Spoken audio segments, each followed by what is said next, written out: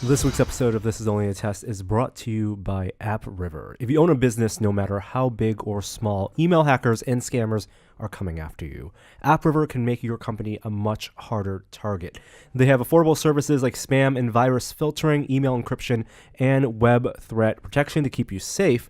They also back their services with live 24/7 US-based support at no additional charge. Try AppRiver services free for 30 days by visiting APPRIVER, that's appriver.com/test. Hey, let's start the show. For Thursday, November 30th, 2017, welcome to This Is Only a Test, the official podcast of Tested.com.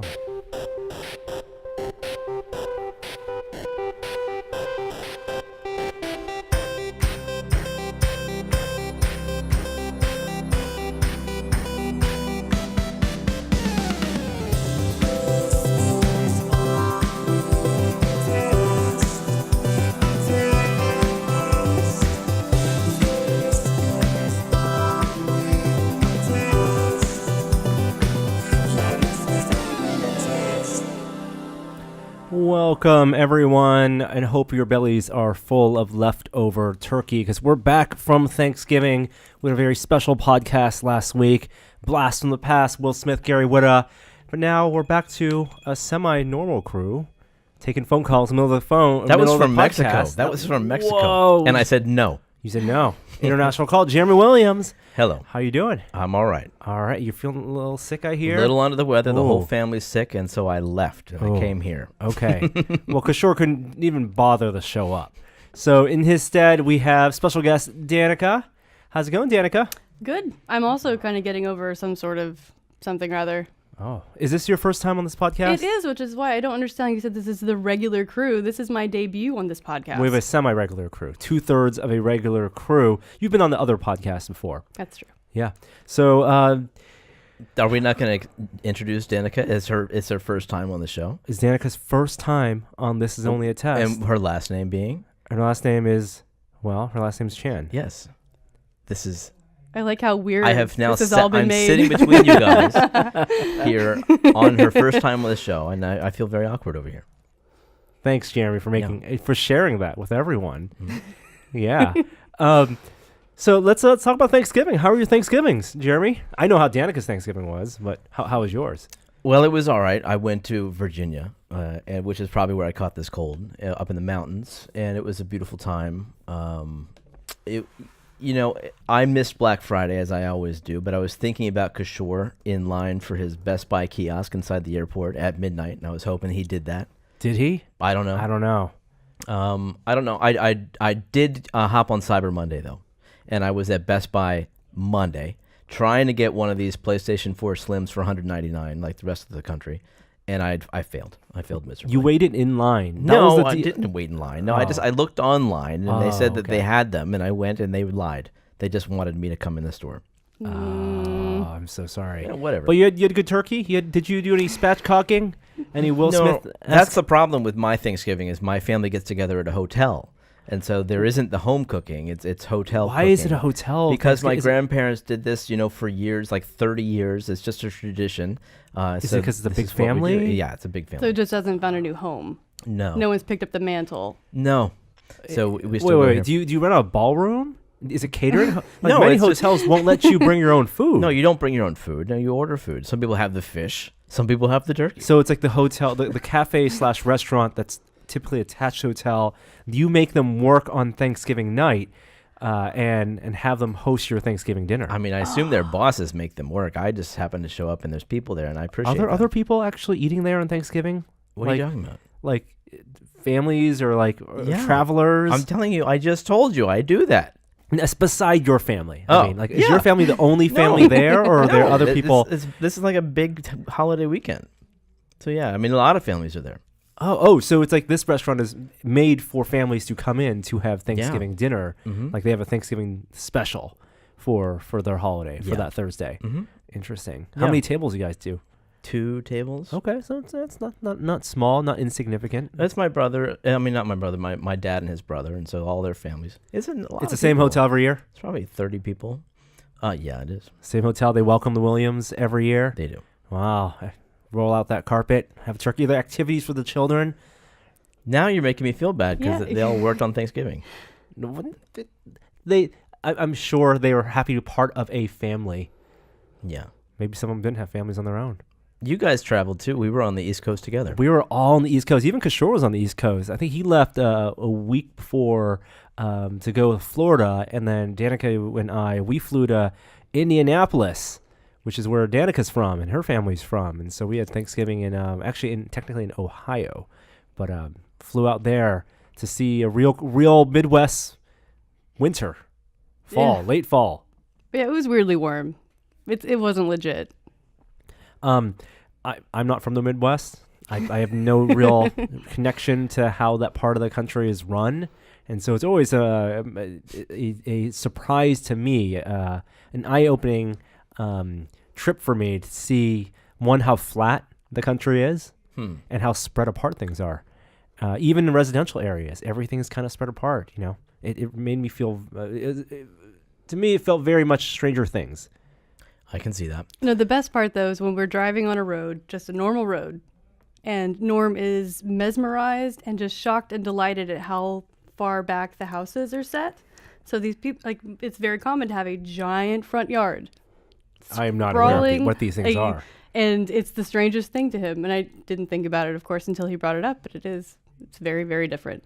Yeah. So you think Stranger Things when you see that? I think Stranger Things when I see big residential streets spread apart. Like, it makes sense why kids have to ride bikes, get everywhere, and can't just walk or take public transportation because everything is flat and spread far apart, and there are woods everywhere. Stranger Things is referencing movies from 30 years ago, though. I mean, But it's you've also seen set those? in the Midwest. And that was set, like, those are referencing real life. Yeah, So but this has been around for a long this time. is just fresh in my mind. Okay. Yeah. Yeah, right. Gotcha. Right. And Goonies was Goonies was a coastal city. Very Yeah. different. Very different. Right. So Yeah. that's no different. front yard there. No.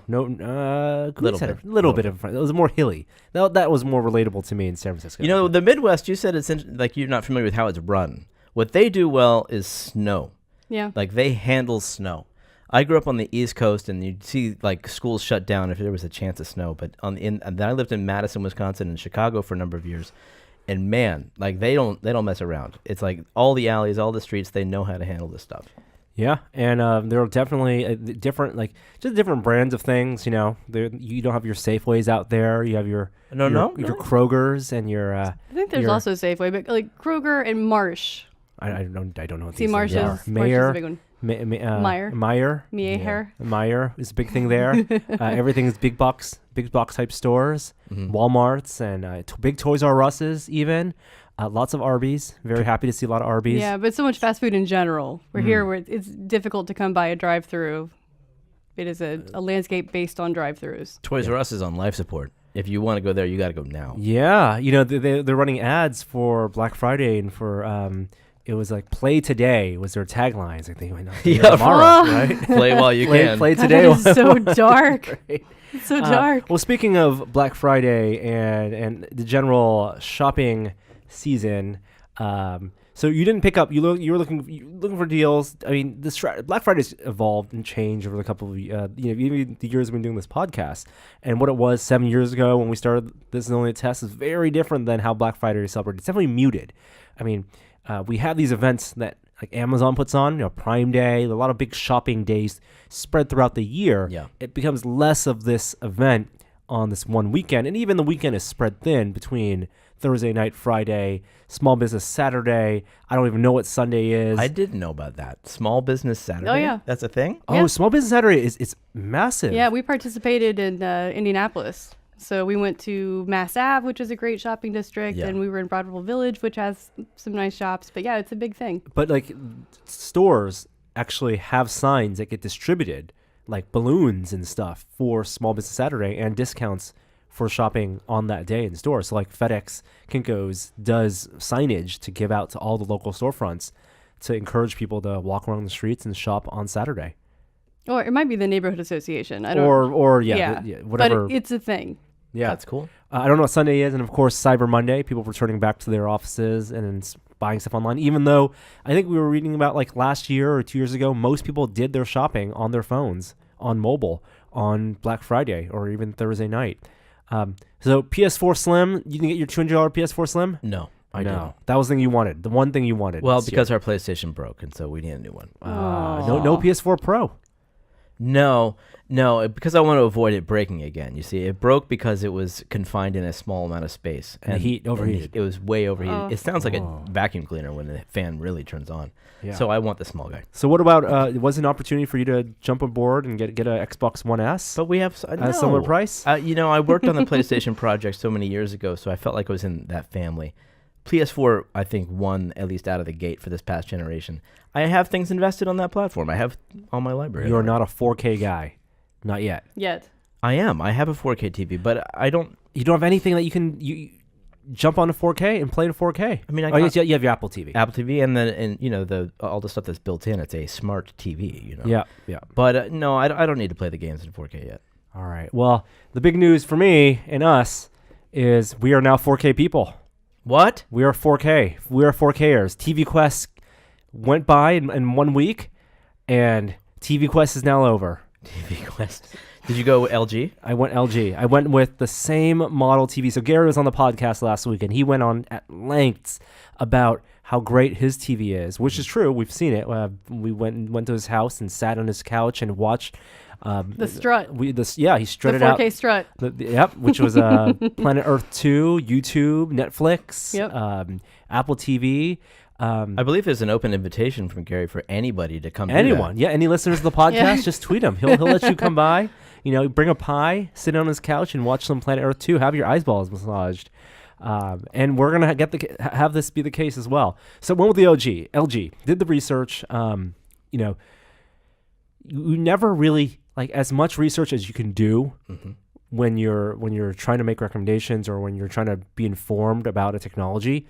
Your research is never as invested as when you're actually going to spend the money yourself. And so did all the forum reading, did the Wirecutter reading, read all your the ratings.com and everything, and really it was a question between getting a very large LED LCD and an OLED. And was this the right year for OLED? Because OLEDs are still pricey. And Not like they used to be, though. not like they used to be. I mean, remember back when the Metreon at the Sony store and their big showpiece was like that Yeah. 10-inch Even a OLED? couple years ago, like twice as much. Yeah. And you weren't getting 4K like this year. And yes. And so OLED, 4K, and HDR, you have there are three big checkboxes there and a size that I would want. The LG was one to go with because there's a great Sony OLED, but it turns out the Sony OLED also uses just an LG panel. And the Sony has an interesting sound, right? yes, They it's turned built into The the display glass. is Yeah. some sort of resonant sound. Right, and we have a friend who actually bought that Sony, so we're gonna go check it out hopefully later this week. Yeah, just neat. to Be curious what it sounds like. see what the sound. But we have sound system. We don't need. Yeah. Or a sound bar would be good enough. And then I believe if you're looking for an OLED TV right now, the one I got was the LG OLED B7 model. 7 indicates 2017 as the year, so this year's model. And there's a B7, a C7, and an E7. I think a lot of high-end AV guys, the AV reviewers, go with the E7.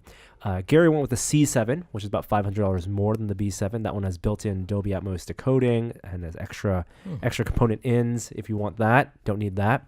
But I'm not going to use the TV built-in speakers anyway, so don't need the Atmos decoding. So in the B7, ended up being about $2,000, a little over $2,000. Was it a deal on Black Friday? It was definitely a deal. It was. Yes. Right. And if you look at the spectrum of pricing, right, if you look at the highest price, basically is going to be second to the manufacturer. The highest price like Best Buy. Like Best Buy and then Amazon is usually like maybe $50 cheaper if you're lucky. And then there are a ton of these authorized/unauthorized retailers you can buy from. There's always a trap. There's always going to be like one or two of these retailers that have them priced for like significantly below what Best Buy would have it at, like $400 under that, and really grab your attention if you're doing like a Google shopping search. But those are bait and switch sites. And I'm not going to name any specific sites, but you should definitely before you commit to buying, you should Google the name of that website and Google bait and switch just in case. Like don't Google reviews because they'll populate reviews in forums but Google bait and switch and name, and people will share their bad experiences. What happens is you may say, okay, oh my God, this TV is only $1,700. Go place an order, and then go for the free shipping, and then they'll have a representative call you and say, well, this is if you want the non 6-week shipping, then you can pay another $200 for shipping, and you also may not get a warranty because they're not authorized retailers. Fry's had an amazing deal. So like the big coupon clipping win, I think, of this holiday season, where people discovered Fry's had an ad that in store you could get the LG B6 or C6, meaning the 2016 models, for a very attractive price, like $1,800, when the normal price would be like $2,400. And that was because they don't actually have any of the 2016 models in stock. And so their advertised deal worked for the 2017 models, but with the pricing of the 2016 prices. Wow. Oh boy. So if you were lucky enough to find a Fry's, and this might still apply if there's still stock, my recommendation, if you're looking for a 4K TV and you want to get that LG OLED, because that's the one that everyone recommends, see if you can find a Fry's near you and find that Black Friday holiday season sale and get that pricing. But so we got a TV. It's not coming for maybe a week or two. Hopefully have it by Christmas. Oh, you don't even have it yet? Don't even have it yet. No, bought it online. Oh, good. So we can Yeah. spend 10 more minutes on your TV Absolutely. next week. Yes, yes. The anticipation. But it's the ecosystem, right? Like, yeah, they're built-in apps, but what are you going to play on it? And I went into the whole, you're going to spend this much money on TV, but then you got to get like a 4K player, right? Like a disc player if you want the uncompressed Ooh, non-stream. Really? Like, I know that this is a big deal. Like, there's whole kiosks for the 4K media, but the Blu-rays. Yeah. But really, are people buying them, or is it all digital now? Because for me, I'm just buying everything on iTunes. If I'm going to get, I think if I had like a non-OLED and non-HDR, iTunes streaming is fine for 4K. But if I want the high bit rate, And it is higher. You're absolutely right. and I want the HDR, and I want the best possible quality and the archival quality I can get, I'm going to get a player. But you got to compare them, man. I mean, And that's what I'll be doing. great, because I really feel like the streaming stuff from iTunes is definitely crossed the line of good enough for me. There's good enough, and then there's knowing that you spent the money to get the best possible solution, Yeah, but there's which we're going also- to appreciate. Yes, of course, but there is a problem with trying to modernize how to store physical media, which is a pain. Yeah, disc changer? You said Just- disc changer. No, not disc changer. I mean, like a disc player, know, right? So yeah. you need like the Xbox One S will do it for $200. The Xbox One Right. X Scorpio will do it for $500. And apparently some of those have issues as well with Adobe Atmos decoding. Microsoft issued a new a patch over the weekend. Atmos is sound? It's sound, the Dolby Sound decoding. And then the disc, right? Like, there's the TV side of it, and yes, there's the streaming side of it. You can like buy into an Apple TV, like $180. You can get a new Apple TV 4K, and all your old movies will get upgraded to 4K except for the Disney ones. Yeah. And If if they are right, and but if you're gonna buy discs, it felt like it was 1998 again, where I was reading DVD reviews. You remember doing this? Like, Yeah. in '98, you're going reading DVD reviews, like, oh, what's the best DVD I could get? Yeah. And And then then what's the best encode, and reading like the image quality and sound quality. I was doing that over the weekend for 4K discs because we're back at the beginning again. We're like, we don't know whether it's a 2K, digital intermediate that got turned into a 4K disc, whether it's like the HDR is worth it or some scenes actually look worse. Yeah. Whether I don't care about like the bonus features as much, but the discs are like $30. They're Oh, $20 to $30 And they for take a up 4K space. disc, and they take up physical So, space. Jeremy, Yeah. maybe you remember, Mhm. but when DVD players were first becoming very common, like the boom of DVD players, they Yeah. were often bundled with a few DVDs. And I remember two of them. I'm forgetting one of them, and I'm wondering if you can fill it in. So, two of them that we know, The Matrix Yeah. and Backdraft. Those are the two. Those are the two. There's that were one bundled? more that was super popular that was like it came with your DVD player as a showcase of how awesome this new tech is. Yeah, no, I would have said The Matrix. I felt like that was definitely the system seller. What was your first first DVD? First DVD? First DVD, the I- one that you went into a store I have no and idea. bought. I don't remember. I know what my first DVD was. Really? It was Braveheart. Really? Yeah. All right. It was, I bought it at Barnes & Noble's. My second DVD was Starship Troopers. Nice. That's aged Yeah. better. than Braveheart? I know what my first CD was, Oh, wow. and I Going guarantee back. you, I'm the only one of our listeners that bought this CD. Oh boy. It was Go it was on. Bruce Willis and the Legend of Bruno. No, is it the Return of Bruno? Oh, whoa. No, I know You this are 'cause right. You're right. It I is know the Return this of Bruno. because I've seen the vinyl. Yeah. I used to make things out of vinyl records, and that one was hilarious to me. So I had that one, but Yeah. I cut it up and made it into That's something. amazing. You correctly corrected me on Yeah. the title of the album. Well, you're talking about music, Mm-hmm. and you're talking about weird pop culture trivia. This is my wheelhouse. There you go. Speaking of vinyl, something that's going to be going on sale in the near future that I have an eye on. It was originally a kickstarted thing. Was the Voyager record, the Voyager Golden record. So this was Oh, this is not Star Trek Voyager. no. Well, it's Star Trek the Motion Picture. It's Voyager. Voyager come back. Very good. Very good. Right? Yeah. So the famously on the Voyager, two of the Voyager probes, we have the Golden record, which had Carl Sagan had helped produce, and a collection of audio to showcase Earth culture. And recently, last year, there was a Kickstarter launched by Osmo Records, and to re-release that record for consumers, and they ship them. People have them. Adam has a copy, Ariel has a copy, or Waldman has a copy, and I did not get in on this. But they're going to go into public sale. They're actually doing two releases. One, they're doing a CD release. I don't think that's as cool. What? Why would you want this the CD release, right? It's got to be a CD-ROM, right? No. Oh, it's a CD. But that's the awesome thing about this record is that there's digital files on it. There- Right. There are images encoded onto this record. That's what blew my mind when I finally looked into the record. I think the CD is just the audio. It's an audio CD. Womp Oh womp. well. So, yeah, it's the analog tapes remastered on the two CDs. The images that were encoded are scanned and put in the box set, so you can see the images. But the actual LPs, there's going to be a 3 LP set released early next year. So if you go to the website is lightinthearctic.net, you can get bookmark that for I think February is when they're going to release that 3 LP set. If you missed out like me on that Kickstarter, How much is the LP? I believe it's going to be $100 is what they're selling the set for. 2 CDs in a book is $50. $50. Yeah. I did also going back to 4K just a little bit. Yeah. By Planet Earth 2 4K. Yes, Okay. I think that's the system seller. Yeah. I think Planet Earth 1, that Blu-ray was probably the system seller for Blu-rays. Yeah. If you want to go into and you're getting a lot. You're getting like 6 hours of David Attenborough and gorgeous nature shots in 4K HDR. Yeah. Or Sigourney Weaver back in the day. Like if you chose the American version. Was it Sigourney Weaver? I thought so. Wasn't Jodie No, that's- Foster? Oh, was it Jodie? Oh, I can't remember. But everybody got the But I David wanna Attenborough. believe it. You want to get a David Yeah. Attenborough one. Yeah, you want to get that one. No, I don't know. I'd like it when Sigourney Weaver tells me anything. But it was a different script. That was the weird thing. Is that they didn't read the same things. Why wouldn't they do that? They dumbed it down for us. Sounds about right. Seems unfortunate. The other 4K Blu-ray I tapped into was The Fifth Element. So Bruce Willis, going back to Bruce Willis. Yeah, but that's good. Yeah, that one. Yeah, that's one you can feel good about. Yeah. Did you know Criterion doesn't do 4K Blu-ray releases? Oh, that's interesting. Ever or yet? They have no plans to. Why not? The man may not be there. Because Costs a lot of money.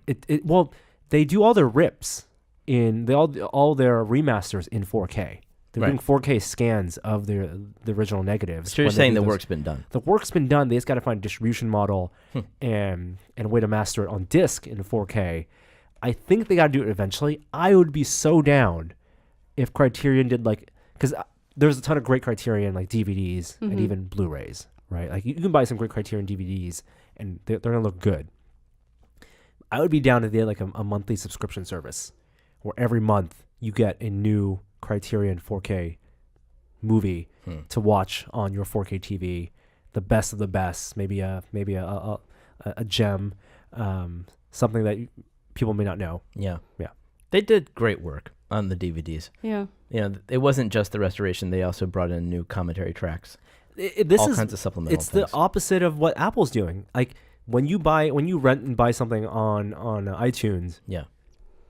do you get the all the commentary tracks? You get all the bonus features. You They- get all the They call extra it stuff. iTunes Extra. Mm. Do you have to pay more for that? No, I don't think so. But do you actually enjoy it? Look, I used to do DVD authoring, and I really liked that process of like making something that somebody used and delved into. Yep. And I feel like that's completely gone. Yeah. I super unfortunate. Most people rent on iTunes because you don't store it, right? It's on your account. It's 100% streamed. Even if you own it, all you do is own a license to play it back whenever you want. But it's not tangible. It's like, so Criterion having the disc, having all that mastering, all the authoring, all that bonus stuff that they put in on the disc, having the nice, whatever case they use. I don't think they do the steelbook stuff yet, but that I think is a nice thing to have, and it's a nice gift to have too for the holidays. No, wasn't it going back to Bruce Willis? Several years ago when Bruce Willis was going to sue Apple over not being able, not having ownership of his extensive iTunes collection. It was this big deal. Was he the one? Was he the pioneer? I think so. When it was realized that no, you haven't purchased this. It's not right. yours. You have purchased the ability to listen to it. Ah. And it was a big case. It was fake news. Was it? Apparently, Bruce Willis did not sue iTunes. It was a UK Sunday Times published an unverified story, and it was refuted online Nice. on Twitter. Wow. Yes, Good fact checking, Norm. Nice. Yes. Yeah. had to do it. Look at you and your screen. Yep. So useful. Yep. So that's our Thanksgiving catch up. Let's get to some pop culture. hold on. Whoa. Should we not mention what happened with the Switch? Oh yeah. What? Oh Yeah. my God. So I got a question for you, Jeremy, and we're gonna lead. Did you bring the Jedi challenges to Thanksgiving? No. Oh, what a What? missed opportunity! You gotta be kidding me. I got That two was kids. that was going to be the thing that to hold over every single child in your family. It's like at you had the Thanksgiving. power and you chose to drop You it. don't want to save Thanksgiving. You could have been a hero. There's no way I'm bringing the weird AR headset all the way over there. I mean, it's just we had no space. We had no space in our bags. Got it. That's got it. But it had people come to our house. Of course, I would have gotten that. I saw that at Best Buy on Cyber Monday. They You had did? it. Yeah. Hmm. I thought I've used that. Hmm. Yeah. You reviewed it. Mhm. Yeah, we brought the Nintendo Switch to Thanksgiving, and Danica's family, our family with 5 children, it captured their attention. The It Switch. held them for 2 days. It owned them. It spellbound is how I would Yeah. describe their relationship. and with it was harmonious. They just wanted to. Some of them just joyful. wanted to. We rolled up. We drove Filled up with on a rental wonderment. car to the house, to Grandma's house, Mhm. and they were peeking through the blinds Just waiting. for our arrival. as we took the box. And then I brought in, and I was holding the dock, right? The Californians are here. And What- they're and like, did you first question, where's the Switch? Is that the Switch? I've never seen one in person. They've I brought just- technology. I just want And to touch it. Ripley. Keep that in mind. They Yeah. also are all in love with Ripley. They just wanted to touch it. They just want to hold it. You brought Ripley on the plane? Yeah. Oh, yeah. How about She's Yeah. flown many times. She's Um, super fancy. And the other thing I learned, so one, they love the Switch. Yeah. And they were very happy to play it. Super Mario Odyssey, Yeah. played 1, 2 Switch, played all the games. Zelda. Mario Kart, and all that stuff. They knew, so they had never played with the Switch before. They had never seen one in person, Uh-huh.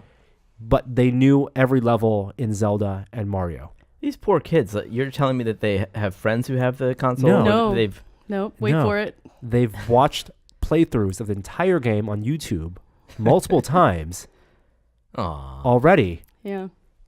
and then when they play it, but the question is, when they play it, is it less fun because there's no sense of discovery? Yeah. Yeah. It's just as fun I imagine Yeah. Mario Just is as just fun. as fun. because they just want to do the actions. Yeah. Get the combos, feel like that's the character that they saw. Like, their relationships with video games is so different than our relationship growing even like 10 years ago, even 7 years ago. Yeah. I made fun of people for watching the end of, watching Portal playthroughs and Portal 2 playthroughs because they didn't want to get spoiled, or because they didn't want to get stuck at a point because there's so much satisfaction in that discovery. Mhm. But kids these days can watch a whole Zelda playthrough and then still have just as much fun going like, oh, I remember that was in that video. Now I'm exploring it. And You now can't I'm prove there. that. You can't prove that. They might not The This smiles on their test group face. was strong. have Yeah, but we didn't have a control. It would have been nice to have seen somebody who hadn't played through yet or seen it yet. Because there's some reveals. You want to feel, you don't want to read the Cliff Notes before you read the novel. Some people do. That's what I learned. It was sad for me. Yeah, it I was can a little imagine. sad. Yeah.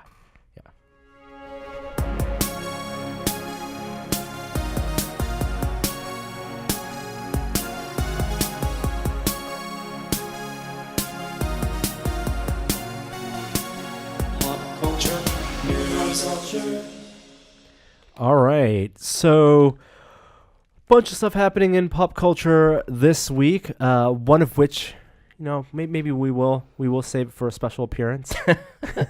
Wow. But there's let's talk about Marvel movies.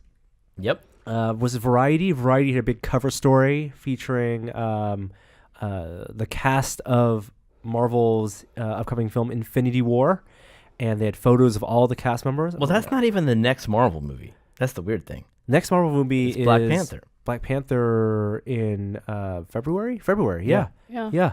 So, yeah, I guess Thor was the holiday movie. Black Panther is the next one, and then the big one with all the characters is in May.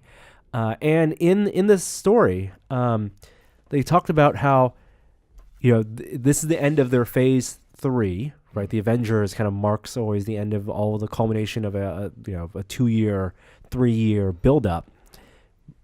The actor's getting older. Robert Downey Jr. is definitely not getting younger, right? Contracts are ending. What happens? Does the universe get rebooted? Do they continue on? Do they retire heroes? Like, it's not like The Simpsons where they can be the same age for 25 years. Right. It's not like a comic book where you can have the same characters and just timeline doesn't pass. But Marvel has 20 more films already planned after this. 20. No. After Avengers 4. After So, 2019. Let's be clear. Avengers Infinity War isn't even the end. No, that's part 1. Yeah. So there's another Avengers on down the line. You're saying 2019? 2019. So that marks the end of like the first half of this story. And Has it been 20 films up to that story? 22, I think there's 22 films. Wow. So we're only halfway done. We're in the middle of a legacy. It's just hard to imagine being able to keep things interesting enough Yeah. to go through. Like, even right now, people feel superhero fatigue. Well, apparently, like after this article alludes to a complete change, like Okay. all new. I mean, it would have to be. Like maybe not even Earth, like different side of the universe, just craziness, crazy change. They got 7,000 characters in their roster. Yeah. They can. It doesn't need to be. They've done 3 Iron Man movies. I don't expect another wave of Iron Man movies. Yeah, and there's a lot of opportunity. I think with 22 films and all the money that they've made, Yeah. Well, and the different styles of films, even within the same characters. I mean, recently we have seen a lot of experimentation with tone and with story and even with vulgarity, which I think have paid off.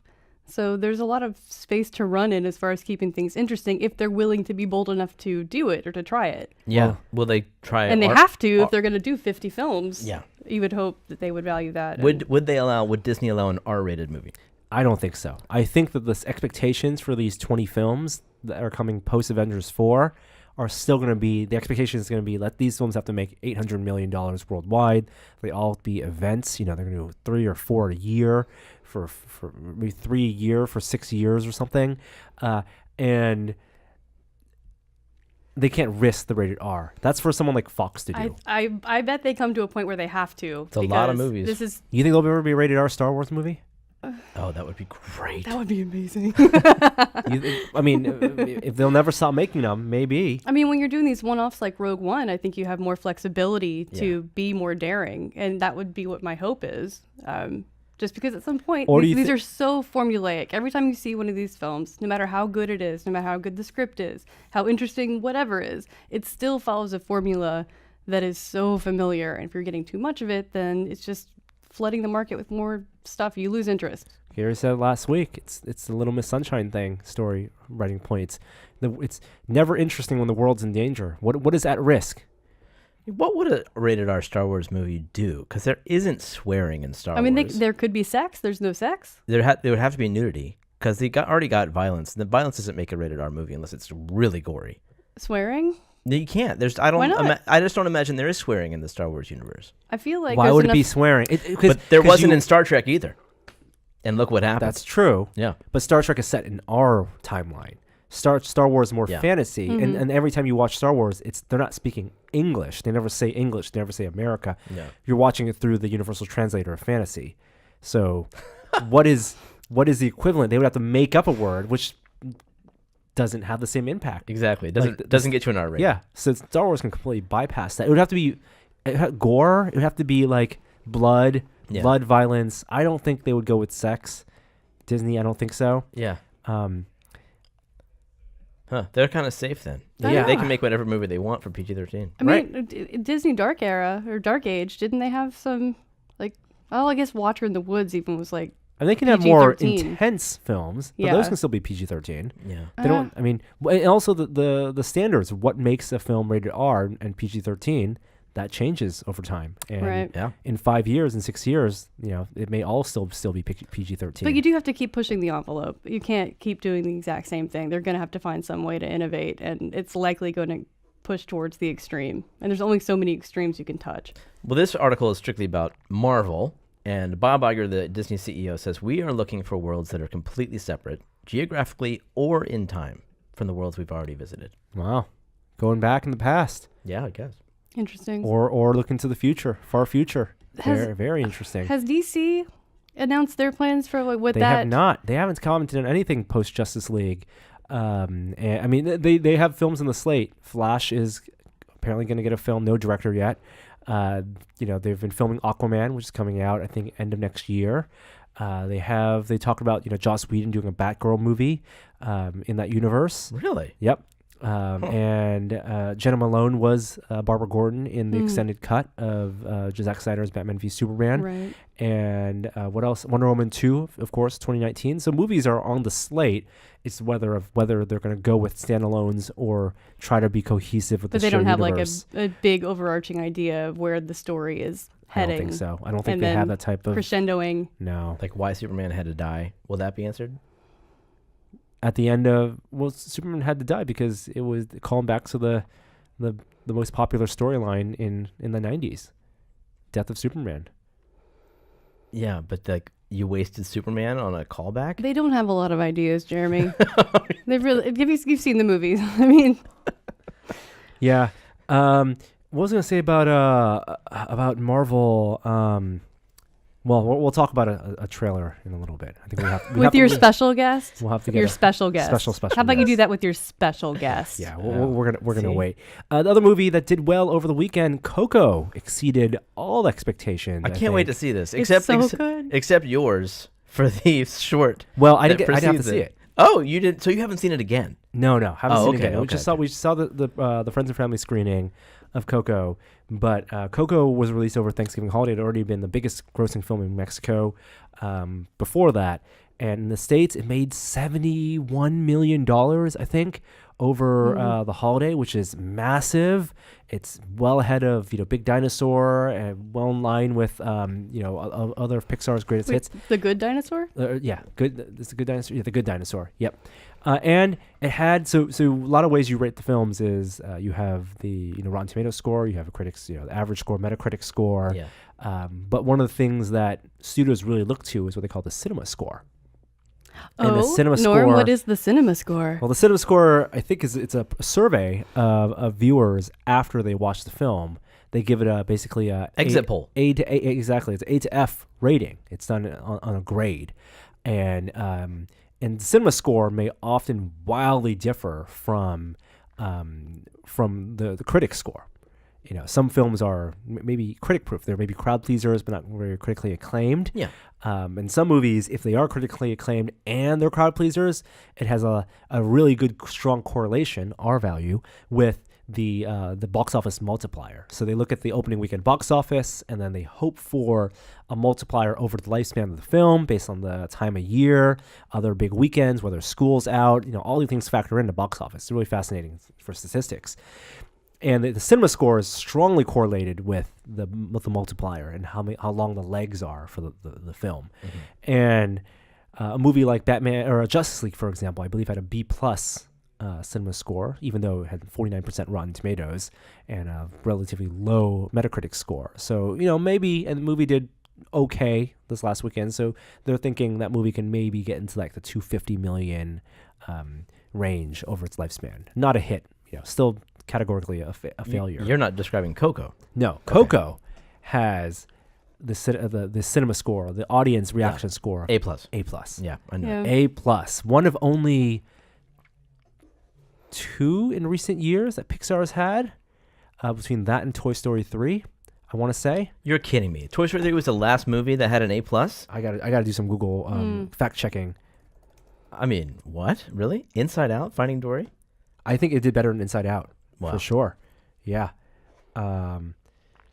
That's interesting because that's the same director. Those are the only 2 movies he's directed at Pixar. Is Toy Story 3 and Leon Critch. Coco. Yeah. He's been assistant director on other films, but those are the 2 he helmed. Yeah, here we go. Nope, don't have the info. A plus cinema scores, super rare. Yeah. I believe you. I have to say, I'm really surprised that Justice League got a cinema score that high. I haven't seen it. Um, What would you give it? it's such a weird thing. I Wonder Woman is the best thing to happen in any of these movies. Mm-hmm. So I would rate her highly because she's amazing. Yeah. And fantastic, and I love her. But the rest of it, it's packaged in a lot of crap. What would you give it? I don't know. I mean, it was entertaining, but it has so many problems. gotta commit. I don't know. Is it gonna be a C or? Well, if we're qualifying it as a whole, Yes, Justice League as a whole. I mean, probably more like a C plus. All right. Yeah. I mean, middling, better than the crap they put out before. What about Coco? Coco's amazing. A plus. Yeah, yeah. I mean, I probably maybe more of an A, but I don't like to go to the end of the spectrum. Right. I like to leave some room. But I'm Coco gonna was start beautiful. listing some films that got A plus cinema scores, and you may be surprised by Okay. some of these films. So Coco is the most recent one, A plus cinema score. Before that, we had the movie 42, the Jackie Robinson Oh, film. that one was really good. A plus cinema score, which is well deserved. 1992's Aladdin was A plus. Okay. Yep. Wow. Argo, the Ben Affleck No film. way. Argo No, I don't. was A plus cinema score. B plus. Highly sat. I know you're talking critically. You're talking like a critic. Yeah. You're not talking like the mind of the audience. All right.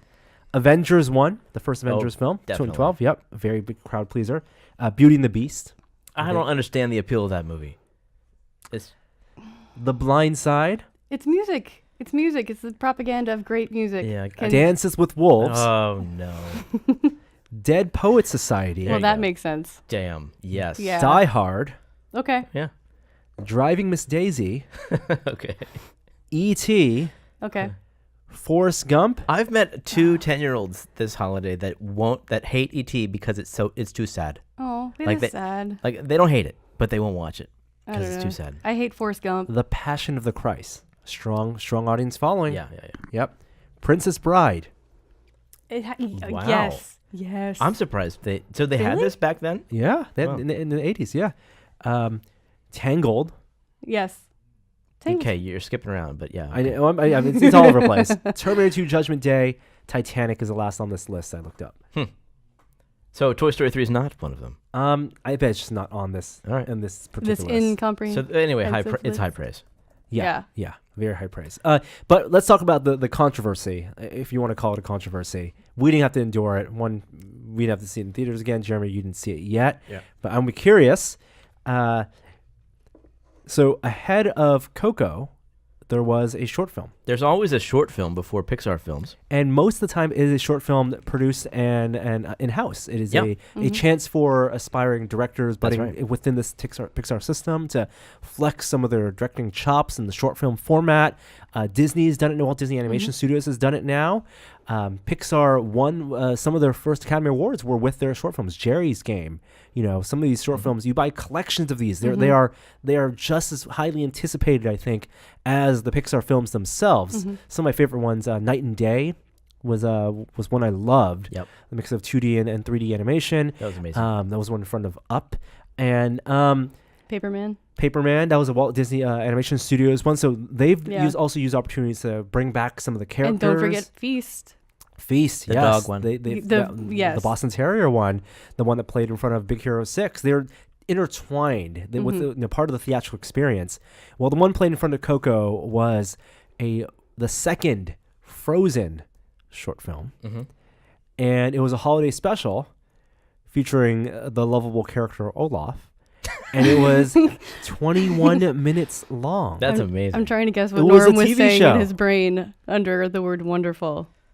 Wow. Well, I can only tell you The that lovable that Olaf. a quarter of my family would happily pay a full price ticket just to see that. When we went to a movie theater in Indiana, one of the Midwest cineplexes, and to watch Justice League, and they had posters for Coco. Posters of all the movies coming out. Yeah. And outside, like before you decide what movie you're going to pick, you look at all what's available.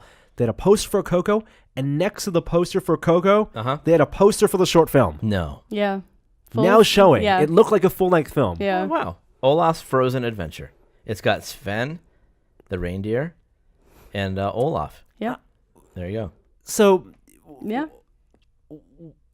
That's you understand Frozen is Disney's biggest hit of all time. Yeah. why did they have to put this in front of Coco? Because it got people to go see Coco who wouldn't otherwise have So gone see it. is the thinking that Disney was so worried about the reception to Coco that they had to juice it with the call of Josh Gad and said, we need you, pal, and juice it with Olaf? Well, the question is, do you find that to be problematic? Because it makes sense to broaden the appeal of attending a film that has a cultural It is problematic perspective. because by the time you're done watching a 21-minute short film And the trailers. for something and the trailers before that, you're exhausted. And how do you have that mental energy if you're there to watch and appreciate Coco?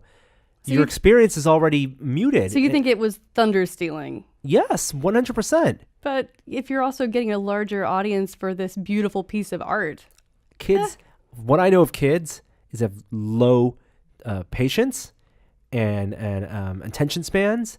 And after 30 minutes of commercials and something, like you ask them to sit another 2 hours or something, they're not going to be as enthusiastic. Usually the shorts are less than 10 minutes. They're usually, Yeah. usually 6 minutes. The one with the volcano was like a song. It was 3 minutes long. It does seem long. 20 minutes Lava. extravagant. yeah. It's a TV special. They Yeah. could have put it on TV. See, I'm not mad at it. I think that it's okay. I think that if it helps broaden the audience for what a beautiful piece of animation as a Coco, I think it's okay. I think it's a smart pairing. Broaden that audience. Expose people to as much great art as possible. And if that's how it works, that's how it works. It is 1 minute away from the TV length. That's right. Why with wouldn't- commercials? They did that with Toy Story. They had a Halloween one and a Christmas one. They've done it. DreamWorks has done it with How to Train Your Dragon and Trolls TV specials. It's weird. It could have been a TV special. Sounds like it was planned to be. I think it was planned to be. Now you were in just speculative. Yes, this Territory. is pure speculation. Have you not Deep. listened to the podcast? We do that. From I time don't to time. actually listen to the podcast. Thank goodness. No, I like not listening to the podcast because then when you tell me things, I only have to hear them once. And so it is what it is. If you're gonna go watch Coco, and I highly recommend you do, maybe just be aware so you're not just sitting there. When is this gonna be over? Be aware. I'm not saying don't forget watch to go it. to the bathroom. I say be aware. There's a 21-minute short film. I out mean, of this. you could this get film. reserved seats and go 40 minutes late. You could totally do that. I'm not saying don't watch it. My I'm God, saying it's just like you just threw set a poison warning sticker on this thing. set expectations. Know that this is ahead of it, because I think a lot of people were caught off guard, and they were assuming there was going to be a Pixar short, like thing they were going to look forward to, Yeah. and two, Oh, don't hate. Come on. I'm saying I look forward to the standalone original story, the craft of the 5-minute short. Yeah. It's not that Pixar doesn't do like the standalone shorts that pull on that are sequels. They've done that with WALL-E, with Bernie, Right. and stuff like that. They've done these before. I'm not saying that, but there is an art to that, telling a story in 5 minutes and being experimental somewhat. You haven't even seen this. Maybe you'd love it.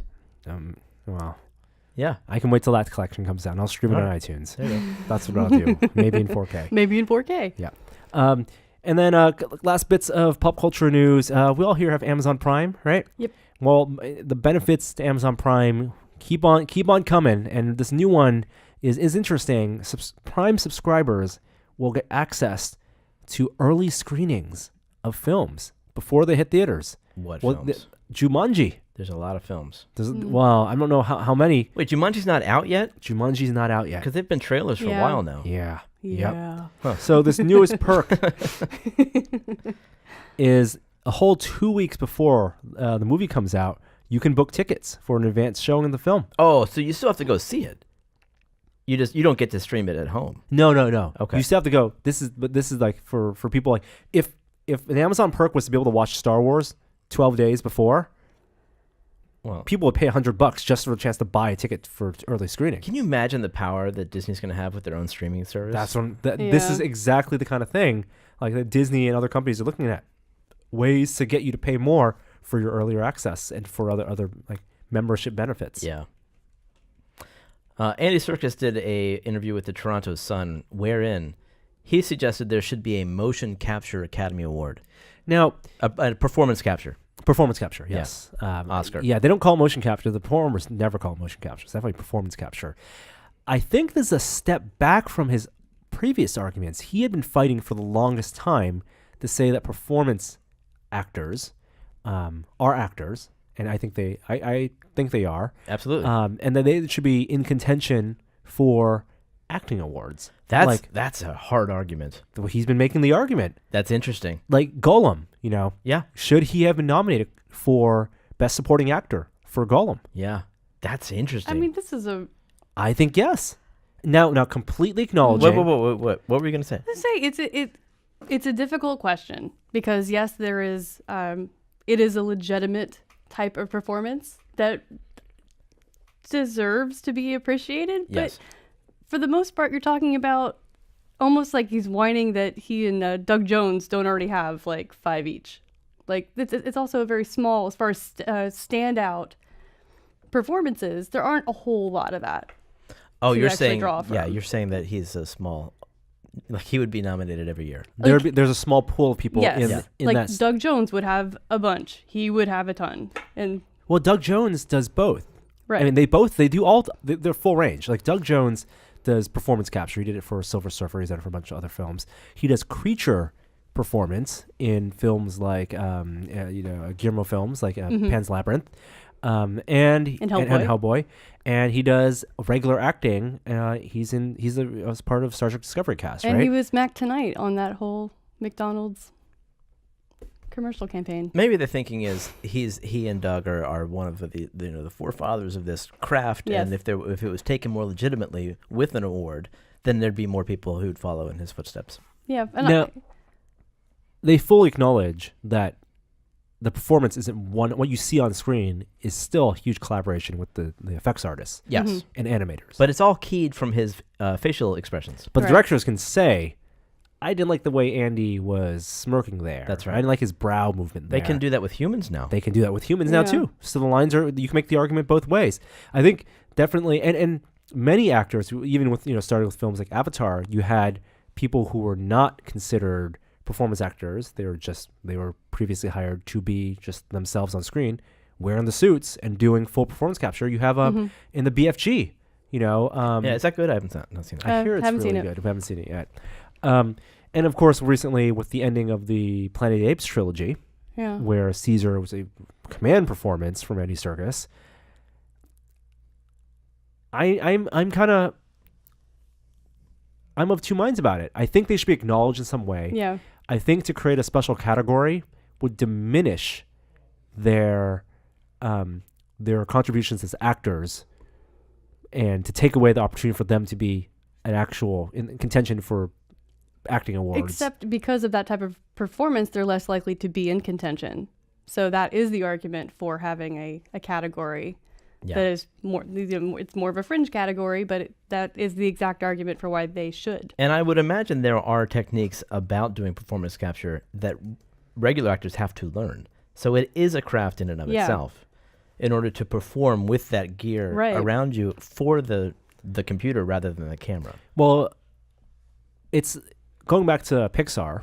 We didn't have the Academy Award for Best Animated Film Yeah. until 2001, How about that, huh? until Shrek. And granted, that's with computer animation, but other traditional animated films are in that category. Does that take away like Beauty and the Beast, nominated for Best Film, Right. Best Motion Picture. If that came out today, would it just be relegated to Best Animated Feature and not put in contention for Best Picture? Yeah. Maybe, maybe not. So wouldn't you say there are animated films that should be in contention for Best Picture? Well, certainly if they're good enough. But wouldn't you say there are? There have been some? There have been. Like Toy Story 3, that kind of. I don't know. That's a good question. Maybe, honestly, maybe there hasn't been that film yet. So Toy Story 3 and Up were nominated for Best Picture. Mhm. You can double dip. Mhm. And so maybe that's the solution there. You have the category for performance capture, but you also give them the opportunity, if the performance is worthy enough and holds up against the other acting awards, you also put it in Best Supporting Actor or Best Actor if it meets the requirements of the Academy. That's So- interesting. Is that a main program award, or is that one of the technical? A main program award. I would hope so. What would be? The Best Performance Capture. If it was a. Oh, I see. I was thinking it was the night before the Yeah. technical awards. Oh. You know, That's what I'm, No. you read about those on No. like page 2. No, I don't like that. I can't remember what they're called. I know for the Emmys, it's the Shmemmys, Right. but I can't remember what it is for the Oscars. No. You get relegated to a So montage. Is that A not montage on Oscar night. if they did expand it with that category? You're saying then it would not be good enough if it was in the night before awards? I don't know. You don't want to insult those guys because they get their awards that night before. They're pretty excited about it. Yeah. I don't know. Alrighty. We don't have time for a transition, but What? we may be ready to swap to pass the baton. Ah, very good. To the other special guest? Yes. The other one? Yes. Not to the special guest? We're gonna pass the baton to the special guest. We have transition music we can play. Yeah, sure, absolutely. Let's do it. Let's play some transition music. So we're going to thank Danica for joining us for the first half of the podcast. My pleasure. And we'll hopefully see you sooner rather than later, and have her take off the headphones and swap out. Give you some- Slowly. Yep. I'm going to look into the camera awkwardly as I do this. Oh, yeah. Good to see you on the show, Danica. Thank you. Thanks for coming. Good to be here. We haven't talked about how this transition happens. Oh, it just happens. Jeremy and I are going to talk for a little bit. No, like, am I crawling under the no, table? can you fit to- behind? You can fit behind. There you go. Okay. So, are we grab about to that. discuss We are about to discuss the biggest pop culture news of the week in the tech Would section? you call this the biggest pop culture news of the week? Yes. Yes, I would. According to Reddit and my Twitter feed, it is the biggest. All right, let's talk about it. And what we're talking about, of course, is the release of the first teaser trailer and poster. Is it a teaser? Because they released a teaser for the trailer, and then they This released is- the full this trailer. is the first teaser trailer. I don't know. I would not call this a full trailer. really. First trailer, I would assume have like actual plot elements, Oh, okay. So right? More now they dialogue. divulged- This is way more montage. but there's a lot of footage and There's a lot of footage. This is not a short trailer. No. This is, of course, Marvel's Infinity War. And to talk about Marvel's Infinity War, we have Kishore. We're talking about what now? Infinity War? We're not talking about The Punisher, which I finished? Oh, you finished The Punisher? Yeah, it was a slog. Oh, Kishore's back. Kishore couldn't join us for the first half of the podcast because he was shooting Science in Progress, his show here. We were booked for that. So we had to bring you in to talk about Infinity War. Mm-hmm. This is you are our resident Thanos expert. Who? Oh, my God. All right. So first thing is I had a crisis because I didn't know if I should watch it or not based off of Norm's renewed commitment to never watching trailers. And there was footage that premiered at D23 last year, Wait a like minute. extended footage. Have you seen it? I've watched it. Okay. No. Yeah. My commitment to not spoiling myself with trailers only was a test basis for The Last Jedi, in which I'm still holding strong. Okay. Gotcha. So I've been waiting for this trailer since D23, which is what, like June? When was that? May. So because they premiered some footage there, but I've read accounts of the footage. I never actually watched it, but watching Thor and we know some of the footage that was shown there was not going to be accurate to what is going to be in the final product. Right. And they had revealed some things at D23/Comic-Con about the cast of characters, about the villains, and that was enough. You were sold. Your ticket's already. If you could buy the ticket today, you bought it already. I think I'm camped out in line right now.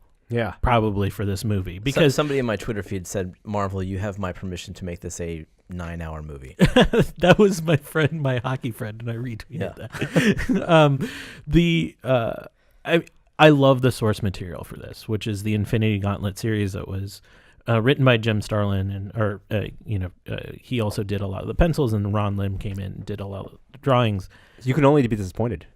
I'm setting myself up for failure, but this is the culmination of how many films? 21 films. 21 films back to 2008. Is that right? Iron Man?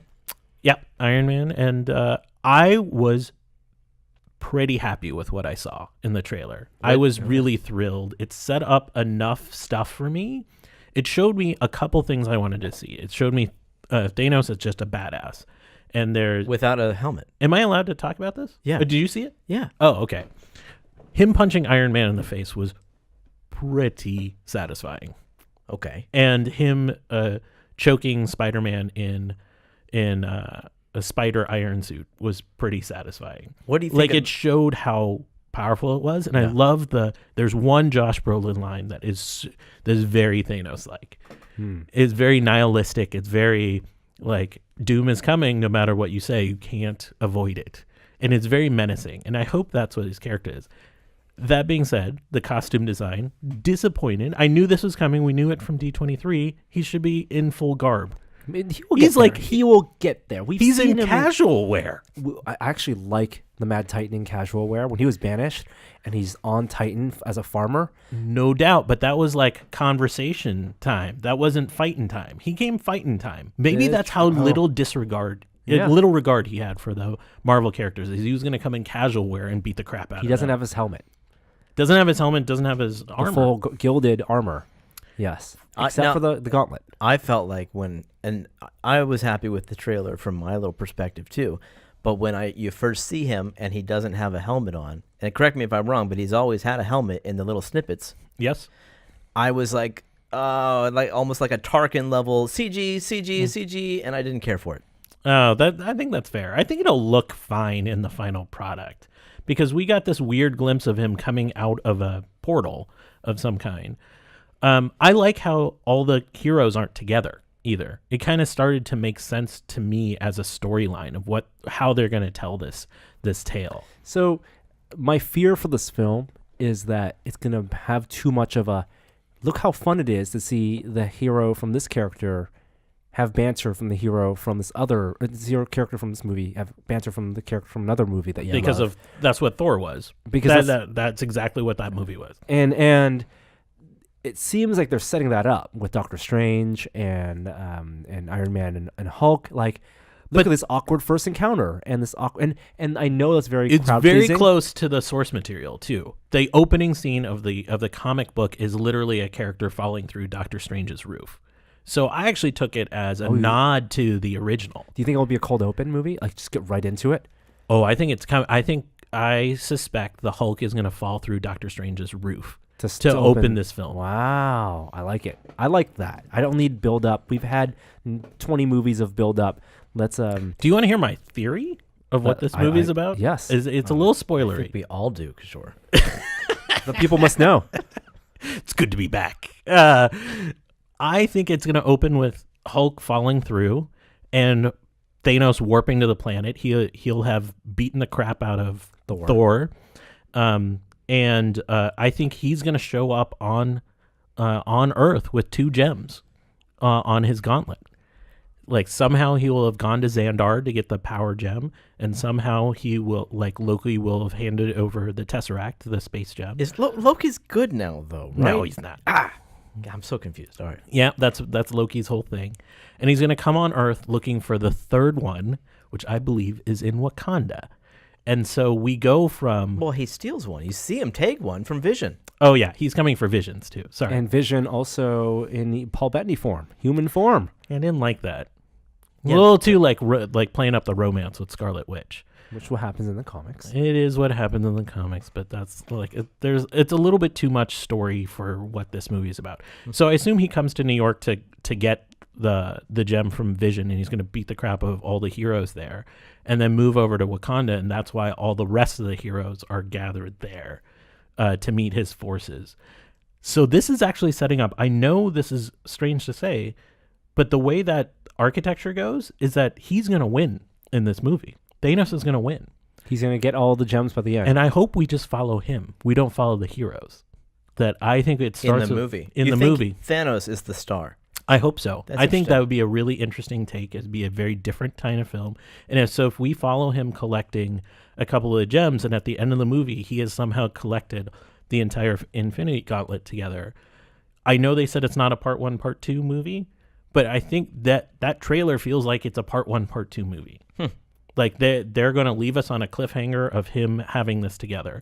And that's enough for this film to do. If it tries to do much more than that, it tries to resolve all of this, I think he has a showdown with Captain America to end this film. oh yeah. The new dark, Oh, he looked great. So I love that he's wearing his Winter Soldier costume because he's no longer Captain America at the end of Civil War. He gives up the shield. He returns the shield back to Tony. He's a fugitive hiding out in Wakanda. but he gets it back. He Right? gets it back. Well, actually, you don't. Do you We see him don't with know. the shield? We No. actually don't and see get him this with the man, shield. get this man a shield. Yeah. Right? That's what Black Panther says. Yeah. And Bucky's back. That was great. So you have all the greatest hits. The stinger at the end of the trailer was a huge crowd pleaser. Like this is one of those trailers that I wish the first time I saw it was in the theaters. It's true. 'Cause I you wanted wanna to see it on the big screen. You want to see it with a crowd. Mm-hmm. Like Yeah. there's crowd pleasing Now- moment after crowd pleasing moment. This is probably the kind of trailer that would have sold tickets to some movie, any movie they wanted to put it what in was the front last of. trailer that sold tickets? I'm thinking of like episode 1. Episode 1. Yeah. Like Yeah. that sold tickets to whatever I saw. Superman Returns sold tickets for me. Why didn't they do that? Oh. I wonder. They just don't need to at this point. They don't need to. Like, is this film gonna do any better with that? I'm saying another film would have done better because of the trailer. No, they But what is- had Olaf in the wings. Oh my god! Did you guys talk We about talked that? about Yeah, that. yeah, yeah. Yeah. Olaf, you're on my list, Olaf. What did you think of the Spider-Man armor? Him just I jumping love- right in the Peter Parker scene with the hair raising. That was great. Yeah, because we didn't get much spider sense in Homecoming, right? The visual the way you show spider sense, representation of spider sense on film has changed over Mm-hmm. the years, and the hair raising is a little on the nose, but I loved it. it's a hair raising moment. It works in the trailer. I didn't like that he looked at it. Like he would have just felt it. He wouldn't have looked at his hair. Well, Like, normally that you was felt weird. it if it's a normal spider sense. This is Oh. this is the big in the comics. It's the big lightning bolts coming out of his eyes. Okay, that's funny. Yeah, it's the huge spider sense. I like the spider armor. It shows that it's so serious that Iron Man goes back on his Hulkbuster plate. armor. Hulkbuster armor comes out You because think Hulkbuster is for Hulk coming back to Earth, or you think it's for Thanos? no, it's for Thanos. Is it enough to beat Thanos? No, no. no. My wonder is, are they going to kill off characters in this movie, or are they waiting for the next one? I think people are going to die. I in think this killing movie. off characters shows the gravity of the end of part 1, and I think, yeah. I mean, I think- this isn't really like a bet from the source material. The source material has a bunch of people that die and whatever. Half the universe dies. I think Captain America has to die. I think Loki dies. Oh, I think Loki definitely dies. I think- think he hands over the gem and Thanos just kills him. No, right. I think moment of redemption as a way to go. Oh, really? Yeah. Yeah, Interesting. Maybe Thor dies and Loki tries to save I him. think it's it's in the early scenes and it sets up how serious this is. The biggest surprise Loki would do is become a good guy. Now, I don't Yeah, it be feels unexpected. So rote. I don't understand how you guys It's a Disney film. All right, fine. You guys seem to know everything about the background of these movies and what they're referencing from the comics, but you don't know anything about how they're going to turn out. Well, because they haven't followed the comic scripts exclusively because there's so many characters in the source material that because of how Fox owns certain characters, they're not in these movies. So like the Infinity Gauntlet is really a story about Thanos and Adam Warlock. And Adam Warlock was only hinted at the end of the last Guardians movie. He's not going to be a character in this movie. I don't And believe. in the comics, Thanos assembles all of the gems. He assembles all of the gems. He has a two-part series called Thanos Quest, which is actually my favorite source material. He meets some of the elders of the universe. So the Grandmaster is in that. The Collector, who you've met, are in that. And he starts to assemble all of the gems together. And he has a really particular mission where he's going to kill half the universe. And who stops him? So he assembles the gauntlet at the end of those miniseries, and then there's a series called Infinity Gauntlet where he starts to use the power of the gauntlet, and everyone assembles to stop him. All these people Like- we see from the trailer. Yeah, but more. Okay. So like here's the the X-Men big are question. there. Big question is where are the places this movie takes place? Because you see Wakanda being evacuated. You see What's that? The Black Panther is his home, lair? his city, A city. Okay. the hidden country. Oh, right. You see New York. You see a field where punching happens. So That's armies Wakanda. are crashing with armies. Now, this is the problem. Like, this doesn't make a lot of sense. Two massive armies running toward each other when think you're talking about a universal scale threat. I think it's Well, I think he's coming to Earth with a specific mission, not to conquer it. He's coming to get the two gems that he needs. And he's sending So he's minions. going to New York himself to get the visions, and he's sending his little gang to Wakanda. And that's why there's an army there. It's his Black Order that's there. Okay. So Because there's a lot you of remember- punching with the army. You remember somebody catching like a lance weapon Yep, that was yep. thrown that looked like Captain America catching that in Yeah. the darkness, and I believe that lance came from one of Thanos' lieutenants. Oh. And then the other question is, does this movie go to space? Yeah, I think there has got to be a scene with Thor on that ship. I mean, do the Earth heroes go to space? Is this like, because one of the big set pieces in, on an asteroid, in some type of non-Earth environment where you have the Avengers out there, does that happen in this film? Well, there's the scene where Thor has an encounter with Thanos, which has to be part of the opening, I would think, because that's where we left off at the end of Thor. Mm-hmm.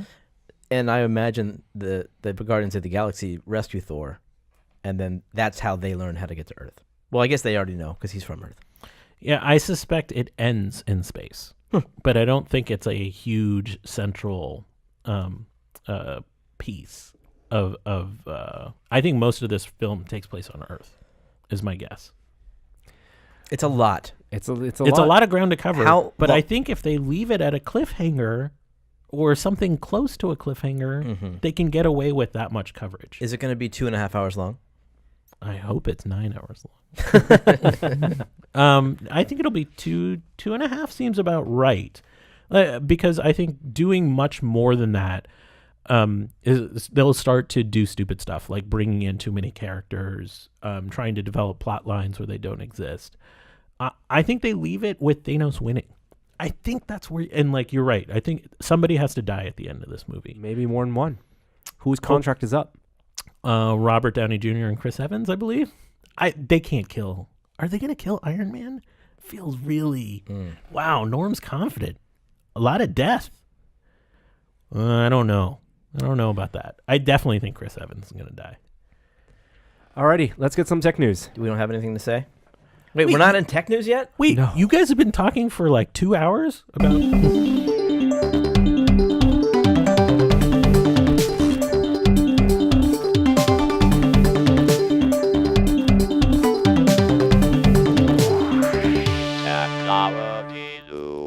Biggest news in tech this week: Bitcoin hits $10,000. Norm's Bitcoin. I don't- Norm's Bitcoin. This is crazy. That's all I have to say about that. Yeah, that's weird. That's it. Let's move on.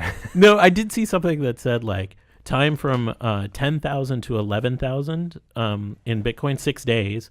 Time for 11,000 back down to 10,000 6 minutes.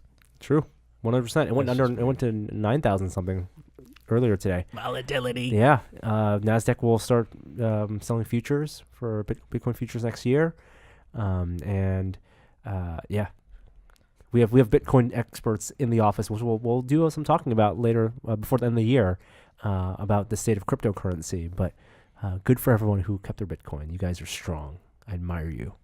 I'm very jealous. All right. Envious. Sorry for the bad advice, Norm. Yeah. The other big piece of this is something that's going to affect everyone in the room. In 2 weeks, on December 14th, the FCC will vote to overturn net neutrality. Now, this is big. Let's talk about it in terms of, one, what actually happens if net neutrality gets overturned. Well, I think there's the practicality of it is even when they overturn this, it'll probably get it'll be challenged in court. So let us dispel the notion that anything is going to happen like January 1 in terms of a change. We are pretty sure that there's a number of groups lined up to sue right after any ruling is made.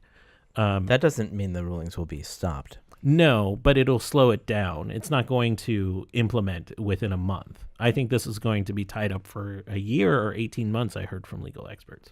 But what would potentially happen, assuming it does get overturned, is that networks and ISPs will have permission, even though they have previously vowed not to, and then also deleted those vows, but also we're doing it at the same time.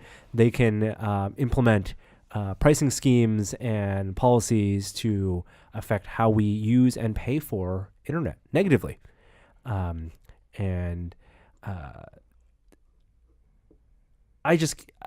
time I hear an interview from the FCC chair about why they're doing this, it just doesn't ring true.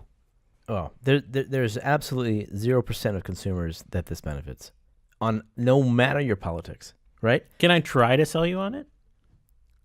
I'll try to be devil's advocate for a second. Sell Be who the devil's on it? advocate. Sell Sell who? you. The consumer? Yeah. You can't. There is no What argument. is their argument? So I think the argument is if all consumers aren't equal, we'll talk about this just in terms of home internet because it's just easier to talk about. So Elevator pitch. I'm getting off at floor 10. Oh, I know you are. What do you got? I don't believe a word of what I'm about to say, by the way. And so I think all consumers aren't related equal. So let's say you're, Jeremy, heavy user of the internet. Fair? Fair. Okay. Norm is light user of the internet. I know you're going to have to pretend here. Oh, let's say no. you only basically do email and web surf. So why is Norm paying the same cost as you for services he doesn't use? He doesn't use as much bandwidth as you. Why is he paying $50 a month when, Jeremy, you're the one that's actually clogging up the pipes? Shouldn't he pay a lower price, $25, and shouldn't you pay more, $75, because you're using the internet in different ways? God, I feel dirty just saying that. I don't understand. You're talking about caps as opposed to throughput. I mean, aren't you? It sounds Yeah, to but me- I mean, this is part of what it's going to look like on the other side is ISPs will differentiate service types. Like you can have the internet, but the internet's only going to allow you to do X, Y, and Z. Like email, you're not going to be able to stream video. If you want to stream video, it's going to cost you more. I think it's less of that boogeyman of we're not going to let you watch Netflix. We're going to just charge you. You're going to have to pay an upcharge to do it. Look, for me, what this is about it's businesses and charging businesses. I don't think the consumers are going to see necessarily. They certainly could, but it seems like all the money is really in the business to business. So It's a charging Yeah. of Netflix, because from ISP's perspective, why does Netflix get to double their offering and encourage consumers and make so much money off of consumers streaming from them without having to pay ISPs because consumers using more? Mm-hmm. They just want in on that success and not have to pay for the infrastructures and the money that they would charge Netflix. Then you would assume gets passed down to you and me. I mean, we can talk about it as net neutrality, but fundamentally, I believe that given how the internet has evolved as a primary source of information, I think it's a commodity now. It's the U word. Yeah, The utility. Yeah, I think it's utility. It's a public utility at this point because I don't see, energy companies talking about increased energy usage among us in the same way that we're hearing it talked about with increased data usage. And I think that's where it gets wonky. I mean, I do pay like on our cell phones. Like I have a cap, I have a limit. My whole family does, and if we go over that, we pay more. And that's not net neutrality. No. Net neutrality is about I can't even access a site unless they have paid the toll for the whatever the fee is in order to make that fast access. Well, that's one aspect of it. Yeah. Exactly. I mean, it's an uneven playing field, so that smaller businesses who maybe they don't have a whole lot of money and they have started some video streaming service or even just a simple web store, in WordPress on their little ISP, they maybe don't have as fast access to people, so people can't access their store or whatever it is that they have, than the big companies do who have paid the toll. What is surprising to me about this entire endeavor is I have never seen an issue that is so roundly opposed by the business community, Well, that's with what the I'm saying. exception of the ISPs. All the consumers hate this. Yeah. Like legal experts think this is a terrible idea. Countries that have an unregulated market for this show signs, like Portugal, of increased consumer frustration and lack of access. India went the other way and passed stringent net neutrality rules. It just seems very off topic for a very small set of companies that would benefit from this. Yeah, it seems like everyone who knows what this is understands it's bad for the consumers. Yet there are still people who don't understand it. Oh, because it is hard to understand. I don't think so. I for whatever reason, I just don't think it's a sexy topic, and people just haven't bothered to do the research. I really hate the idea that a lot of people have that their ISPs are looking out for them. Like of course they're not going to do anything not in your interest. The capitalism will figure it out. We are privileged to have an internet provider that is against, is for net neutrality, which is Sonic. Oh yes, 100%. Which I'm happy to move to in January as soon as I can. I'm surprised. Like we associate Comcast as being, in favor of this rules being overturned, but even they're taking out ads saying they're not going to change anything for consumers. Now that's very slippery. Like their language is very precise about it, but it's still, even the ISPs know that this is not a winner in terms of public perception right now.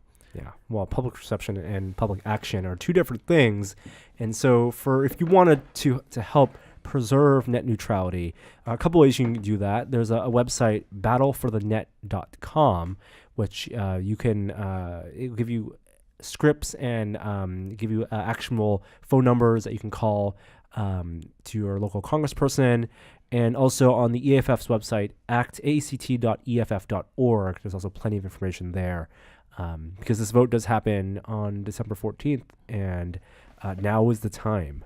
I just want to say, as somebody that's made a bunch of phone calls, I have bits of advice if anyone is going to make a phone call. Be super polite. The people on the other side are not the ones that you're trying to influence. The people that are answering that question, the people that are listening to those messages. So be polite, be clear, be concise. But when you spread a message of anger, I think there's a lot of reason that'll rebound and not work. Good advice. There are also rallies happening on December 7th around the country, so keep an eye out for that. All right, what's next? Apple users in the house. Jeremy Williams. Hey, have you updated your Apple High Sierra? Have they fixed this yet? Yes. Oh, good. Yes. So I understand that there was a small bug where anybody could get root on my system. No big deal. Pretty big small bug. And it was a matter of typing in root as the username and leaving no password. No password. And hitting OK. The classic no password. It might have taken a couple tries. Is that right? Really? Yeah. Oh. What? The couple tries part? I didn't know about the couple tries Some part. people first try, but some people took a couple tries. Okay. Yeah. That's pretty bad. That's really And I bad. loved it. Like the first, whoever broke this put it up on Twitter.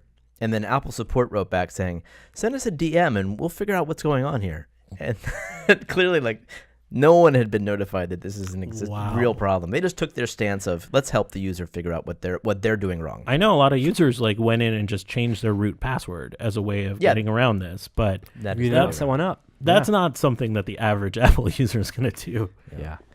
So, but a fix has been issued already. So if you have the latest version of High Sierra as of last week, you should check again and get that updated today. Apple also, looking for a little more forward-looking. We think they're definitely interested in augmented reality. via through the phone or some other maybe wearable device. They acquired a company that was working on a mixed reality headset. Yeah, I don't know if you've read this, but it's an interesting mixed reality solution. It's a video-based mixed reality. It's what we talk about how virtual reality could be mixed, and that's what they do. So you actually are wearing a VR headset. There is pass through, but it's one-to-one pass through. So like all you're seeing is screen. Usually with augmented reality headsets, it's like a translucent screen that you see through into the real world. But they're just passing cameras through onto an LCD panel, and that's the company that Apple bought. It's just interesting to see them. They clearly are diving into this space. Tim Cook has said multiple times that he's a big believer in AR. And I'd be very interested to see this. Like the best we've seen, I guess on the consumer side, is probably Vive with its pass-through camera. But that's not even that great stereo. of a camera. Is No, it's not, right? No, it's one camera in the middle. It doesn't fill the whole field of view. And it's not a natural field of view. No, You know what I mean? yeah, Like it's offset a little bit. yeah. And so I would love to see this, especially with this. Like they're talking about the latency right now is around 15 milliseconds, but they can get it down to 2. And I would love to see that. That's 2 milliseconds. That's impressive. Yeah, yeah. So I'd be very curious to see this, and I guess we won't until Apple releases whatever they're working on. Speaking of Apple and modern technologies, looking forward, Face ID we talked about 2 weeks ago. There was a firm that had cracked Face ID with the attention requirement off, and now they have an updated mask that breaks Face ID. This one, I believe, is a 3D printed mask. The interesting thing about these masks is the important part seems to be right around the eyes. That's where they want the highest detail. Yeah. And they did manage to get around the attention using something that we talked about 2 weeks ago. The infrared thing? Infrared lights in the eyes. And the attention setting, the magic that makes the attention requirement work is bouncing infrared light right into your eyeballs, which bounces right back out. And when the camera sees 2 infrared dots where eyes should be, that's the attention. It thinks that the pupils are facing the camera. Yeah. And they did a 3D scan and print of the guy's face. Yes. So, I mean, it's not an easy task to hack, but they said they cost them maybe $200 to do it. Right, It's not right. a cost problem. It's No. But the trick for any hacker is to not register too many fails. Yeah. Because that's one of the security benefits of Face ID is that, and also Touch ID, any failures accumulate, and then once it fails 5 times, your phone is locked and password required. And you have to do it within 24 hours before your phone locks. Oh, okay. That makes sense. That's reasonable. Yeah. This seems pretty extreme.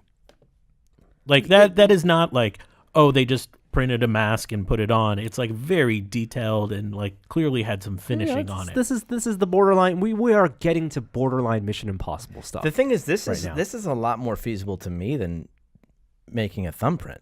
Like, this seems more possible. If I had to get into a phone in 24 hours, this seems more likely that I could do How this. would you get the face scan? Yeah, I don't know. Like that, but that's doable. I don't know how. How do you get a thumbprint? You get someone to press their hand, put a palm on a piece of clay. And did people do that? Did people crack Touch ID by People have getting Touch ID thumbprints? with fingerprints. molded yeah. fingerprints? Yeah, cast Really? of a fingerprint. Huh. Yeah. I didn't know that. It's Some way relief. easier just to put the blank password in root and get in that way. But you got to try maybe a couple times. Yeah. Kishore, you didn't hear this. I got a TV. Oh, God. What? I'll The be- TV hunt of 2017 TV is question. over before it started? Began and finished in the span of a week. Yeah. All right, hit me. Thank you, Gary. Well, I'm not going to talk about it too much again Yeah. because No, just give me some we spent specs. half an hour talking about this. I got 65-inch LG OLED. Nice. Got the LG OLED. 4K HDR, obviously. 4K HDR. And, HDMI ports. But even more forward-looking, the HDMI Forum, which is a consortium that creates the standards for HDMI, they have locked in HDMI 2.1 as a standard. And HDMI 2.1 will have the potential bandwidth of, what is this? I gotta get this right. 10K resolution. What? Yeah. 4K at 120 hertz, 8K at 60 hertz, and up to 10K resolution. At what hertz, though? I don't know, probably Like 30. 30 hertz, right? Yeah. Yeah. Isn't that going to look terrible? It's going to be like very precise, but then never update. What makes me excited is the 4K 120 and the Yeah. 6K, 8K 60. 8K 60 is going to look amazing. I've seen 8K 30, but that's not one cable. 8K 60 hertz with one cable. Is it the same cable? I mean, it'll have to be. Is it the same? Oh, same. Yes, the same connector. Connector size. Yes. Oh. Yes. Yeah. But it'll be 2.1, and that's what we're going to look forward to in our VR headsets. How can they do that? How can they make fit so much more data into the same cable, the same number of pins? I think it's more about, it's not about the pins, it's more about how fast they can decode and encode in the standard. Oh, so they're not applying compression on it somehow. It's about, like, the standard was not about maxing out the physical capabilities of those pins.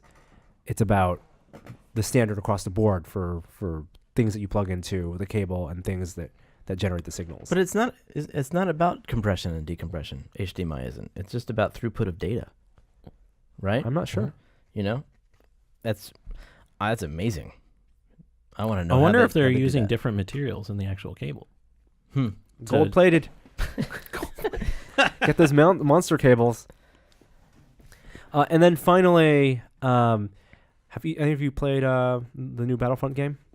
No, I still haven't. Yeah, we talked a little about the loot crate controversy last week, but now there are calls to regulate loot boxes because of gambling concerns. Yeah, in the UK, which makes perfect sense. It should be. It is gambling. I think that makes a lot of sense.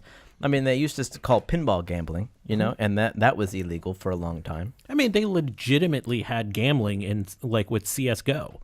That was straight up gambling. In what way? Like, where you would just bid on items in there, and like you would bet each other, like you'd put in your higher level item that had a value, and the other person would put it in. That's just gambling. But then how was it gambling? Oh, because there was manipulation, because people would, like famous streamers would indicate that they were having so much success with this to inflate the idea of how often you would win. So do you know about this at I mean, all? is there like a dice roll? And So, you're like, yeah, it's a dice roll. I got snake eyes. Yeah, exactly. Huh. It was like you literally flip a coin inside the game, and people To would get be those putting, rare skins, Yeah, Wow. No, I didn't know. rare weapon skins. that's like straight up gambling. So The thing is, like, the kids love gambling. The kids love gambling. The claw machine, The man. kids love gambling. They love gambling. Wow. I mean, Wow, honestly, you spoken like a gambling exec at the annual board meeting.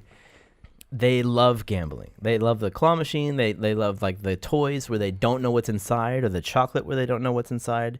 They would prefer that over knowing what they're buying. J.J. Abrams had something with that mystery box cover Wired magazine. Yeah. the mystery boxes that you buy at Comic Cons, is that gambling? So they love The blind they boxes. love loot boxes. The mystery stuff at the Comic Cons. Yeah. All this stuff is phenomenal. They just taps right into something about the kid How is that different mentality. than like going to a roulette table it's not. or blackjack? No, it's not. It's not. But so the question is, should we regulate it? Should we protect the kids from their own devices? And I say yes.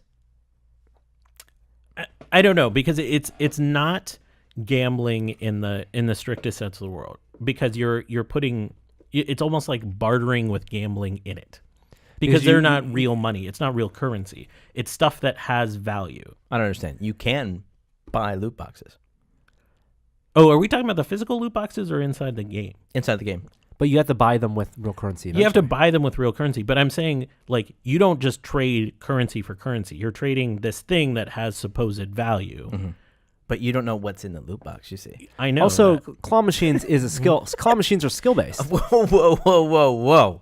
Hand over your nerd card, my friend. There is no skill in it. Well, there, fine. If it hits the threshold after which it lets you win, Oh, so you're saying then there's some skill. behind transparency. There is a counter that says, Yes. like, let's do a dice roll, and for this time the claw will not be strong enough to grab anything. Once it grabs something, it then has to pass a threshold before it even allows the machine to grab a toy. A dice roll. A threshold of a number of revenue. Yeah. Really? Oh yeah, just like slot machines. Then that's 100% gambling. You know, slot machines are that way too, right? Yes. Okay, just want to make sure. Yeah, no, it's all rigged. Wow. And these, Blowing kids' minds right now, Jeremy. Okay, so the loot boxes the physical boxes, let's call them mystery boxes to differentiate from the loot boxes you have in video games.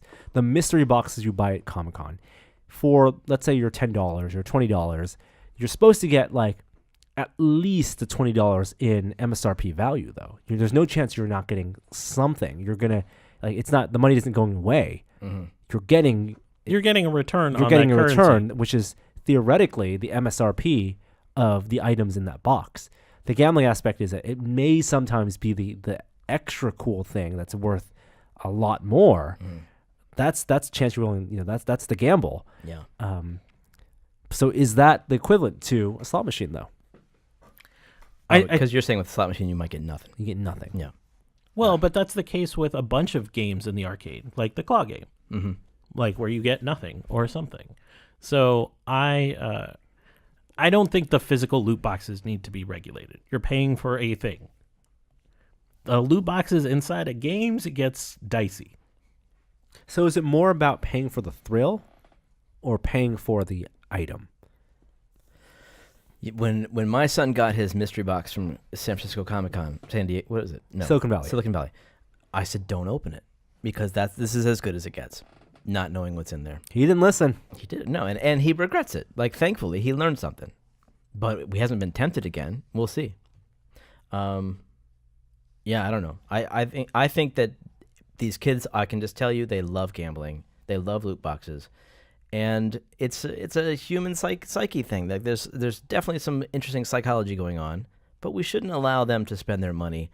They should be considered gambling, and whatever regulation there is surrounding that should apply to kids. Once they're old enough to make use their money however they want, then they're old enough to make their own mistakes. Spoken like a gambler. And a parent. And a parent. All right, before we move on to our next segment, I also want to thank the other sponsor of this week's podcast, and that's Chef Steps. Jewel, the sous vide by Chef Steps. If you are a dinner party host looking for a foolproof way to make your perfect meats, poultry, and fish, you should check out the Jewel. The Jewel sous vide. With your Jewel sous vide, every home cook can create chef-level dishes thanks to precise temperature control. Hopefully, you got to use it in time for your holidays, and there are plenty of holidays coming up too. The Jewel makes sure your food will never undercook, so you're free to focus on your guests or whip up some amazing sides. And there are more than 100 recipes in the video-rich Jewel app to help you cook almost every protein, from meat to poultry to fish to eggs, plus desserts, veggies, and more. And if your guests are running late or you're doing something else, the Jewel can hold your food to any temperature so it won't overcook. It'll help you make perfect food every time. Now, you can get your Jewel today by going to chefsteps.com/Joule, that's Joule, like the energy unit, and use the offer code TEST, T-E-S-T, to get $15 off for a limited time. That's chefsteps.com/Joule with the code TEST.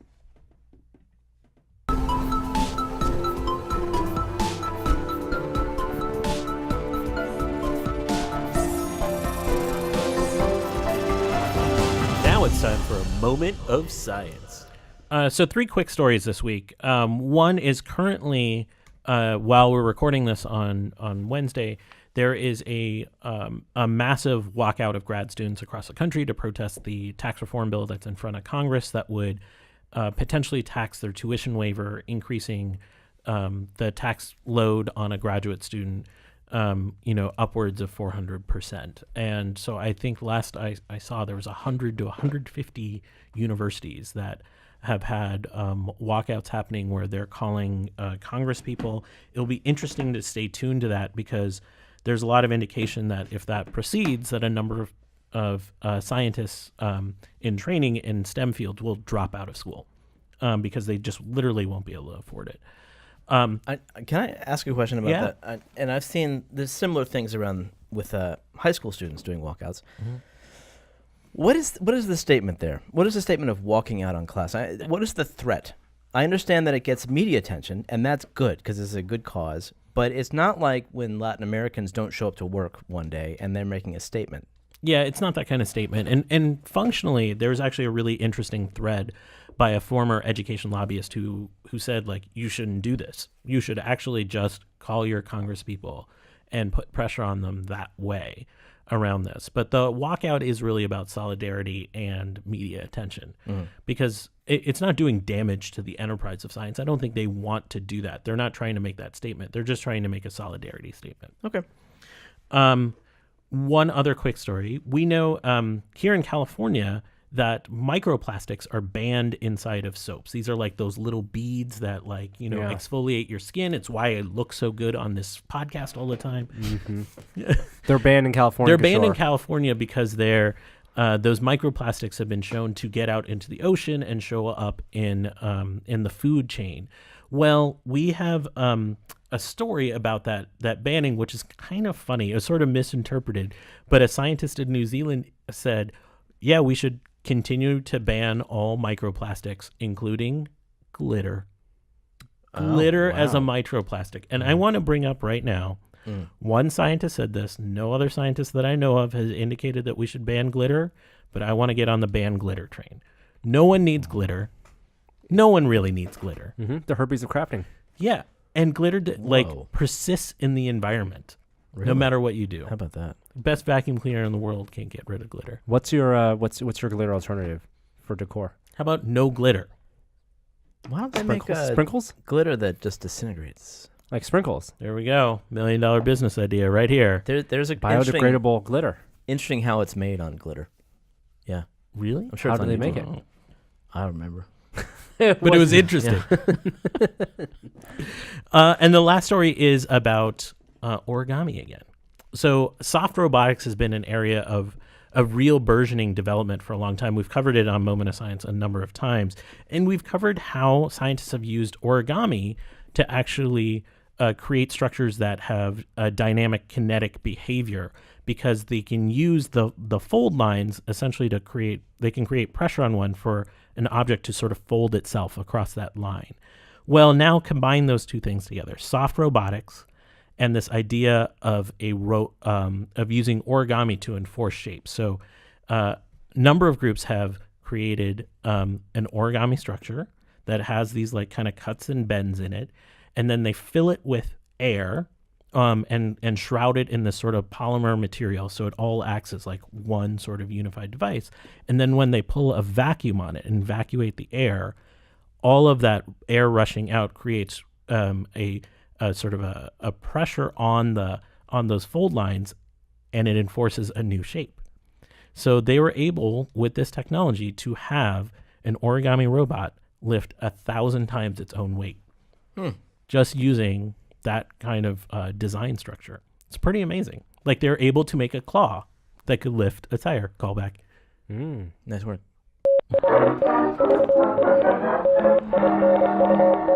The VR Minute. Virtual reality this week.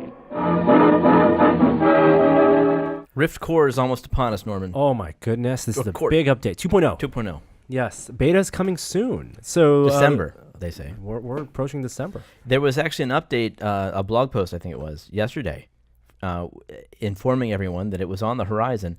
And how you get it is to go into your Windows app and you turn on beta Beta releases. Yes. Yeah. And Yeah. it's great. Kind of like Steam, you know? You Exactly. turn on beta releases. Exactly. They have some images of the environments. We saw a glimpse of these in the Rift Core 2.0 trailer. This is, of course, the new interface. This isn't Dash. This isn't the virtual desktop replacement that lets you have all your apps and your shortcuts at the hub in front of you. This is the actual the house, that mansion that you are in the Cliff House equivalent that you are, that you can't really fly around in. The skin of the UI will get changed, and so there'll be different types of mansion environments, including one that overlooks the ocean with a pirate ship. But it doesn't, and you can teleport around these. Cool. But we don't know exactly when that's going to come out, and how it's going to change your access to your friends app and stuff like that. One small reveal is that they've added wish lists to You think that's a big deal? to the Oculus Store. I do. I think people use them on other platforms, and they might as well have them here too. You know, just so that they can maybe be notified if things go on sale, or if you can get access to your friends' wish list and you got a holiday coming up. I think it's positive. Oh, so Dash is a part of this. I'm sorry. Yeah. Dash is. Well, it's Home and Dash. different. Yes, You were right. They're different. Yeah. But they're being launched in beta together. Right. Yeah. So I'm excited for the Dash part of it. And more people will have Rifts hopefully this holiday because they had a massive sale over Black Friday. This is probably like one of the better Black Friday deals. $350. $350.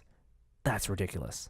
Somebody just launched an app update, and one of the updates is Dash compatibility. So Oh. you might need to recompile to have it work with Dash. Oh, I don't know. interesting. Windows 10 required. So if you're still on 8, Yeah. you should update. Vive also had some announcements. They have their third class of the Vive X accelerators. This is their incubator program. They have facilities in San Francisco, in I believe Singapore, and so companies can apply for some funding or support or guidance. And they have 26 new companies as part of this class of the Vive X, including Cloud 359 Studios, who we chatted with at GDC. There's also one company called Neurable that they're building a brain control system for the Vive, so you don't have to have whole controls. But I think we've been to some of these open houses. We're just throwing out brain control now? Yeah, That's I know. just- They're EEGs basically. Okay. We went to one of these open houses where at the culmination of one of these classes, and not all the companies that come out of these incubators, this incubation period, come out fully baked. You know, they're still in the demo phase. But it's investment put in VR, and it allows for them to find the resources to experiment more. Here's a story. Did you put this in here? I sure did. Using virtual reality underwater. I How saw did this work? the idea is that if you can create and they've created prototypes that are waterproof, and it creates an additional haptic on you to be in an environment like that. Like you have the water pressure on you, and so if you have a game like that you can actually create movement that's more real. So if you have an underwater game paired with you being actually underwater, it looks totally ridiculous. So Like it's somebody wearing a headset underwater. So it's like a phone-based headset. They're trying to create a phone-based headset that can work underwater, and I don't know if this prototype is made for like therapy experiences or gaming experiences, but it's basically like, it's like a fancy Gear VR Google Cardboard with some type of app experience that's designed for scuba experiences. I mean, this is basically like what we were doing with Birdly, where it adds additional haptics and inputs into your system. It seems totally over the top. Yeah, I mean, zero G makes a lot of sense. The simulation of zero G, astronauts do it in a giant, NutriBoint lab. So being in water, wearing VR, floating around on like the International Space Station, would that be compelling to you? What about one of those air chambers where you feel like you're skydiving? Oh, that would be There cool. you go. That'd be cool. Indoor skydiving with a VR headset. Yeah, I mean, that'd be this is wild. it's like the roller coasters, right? You're adding some type of haptics, with the roller coasters, the fixed ride of the haptics. Yeah. It just seems so incredibly dangerous to not have visual input in an environment where stuff like that is flying around. Or underwater. Yeah. Right? You can lose your orientation. Like if you're, you'd have to be wearing, you'd have to have a scuba tank. They had a snorkel in this demo. Snorkel. And they're in a pool. Yeah. That's, I don't like that idea. That's not for me. Next time we talk, Doom VFR will be released. Oh my goodness. Ooh, Comes big out release. this Friday. Okay, for Vive and PSVR. Yeah, and this will be an interesting question. Do you have our PSA or do I have the PSA? I don't know. I'm not playing on PSVR. Oh, you're not. Why? Okay. Why would I? Because of the gun. Yeah, Yeah. PSA controller. I don't know. I'll probably play it on the Vive, but I would like to play it on the Rift, and so this will be the big. The big test of because- whether they hard encoded the blocking of Rift. After seeing it at E3, I sent them the question. I said, is there definitely going to be some level of Rift compatibility, as there is with every Vive game? Yep. And I got no response. And so, I don't know. It seems like with the lawsuit with ZeniMax versus whoever. We'll do a three-way test. We'll test it on Vive. We'll see if it works on Rift, and we'll also see if it works on Windows. Oh, mixed reality. reality headsets, because that'd be really funny Yeah. if it worked on those headsets and not on the Rift. They released the min specs for it, though, and it's Yeah. higher than the min spec for the hardware. So we're seeing that now, where games actually require more than Oculus says that the system does. Like graphically. Yes, It used to be the 970. So now the min spec for this is the 1070. Oh wow, that's significant. That's yeah. It is like my 980 even is well below that. Yeah. So that's interesting. Wow. But yeah, so that's coming out Friday, and Dang. I don't know. They're saying it's a 5-hour game. Mm-hmm. It's the only one of these three big ones from Bethesda that is made for VR. Skyrim and Fallout are conversions. At the end of this full year, or one full year after December last year was when Touch came out, we gotta look back. We gotta do a retrospective and look back at all the games that have been released this year. There's so much good stuff. I think with all the For people VR. getting headsets this Christmas, this holiday, that would be a great idea. Yeah, we'll definitely do that in projections. And then finally, coming out, I believe, next week is the beta for the Settlers of Catan in VR. What does that mean? It's not just a version of playing the board game. It is a version of playing the board game in VR around a virtual table. Yeah, I like it. You're on the actual island of Catan playing Catan. Why don't you isn't virtual tabletop like It's okay a enough thing. for that? Yeah, but this is like, I think It's more immersive because Well- you have the sights and sounds of Catan around you. like playing virtual chess in an environment, or virtual checkers in an environment like a pool hall VR, or something like a rec room thing. Very basic. You're picking up physical pieces and moving them around. With something that gets more complicated, we saw it with the werewolf game, was just voice based, but with a game like Catan, we have to hold cards, and you have to have menu items, and there are things to keep track of.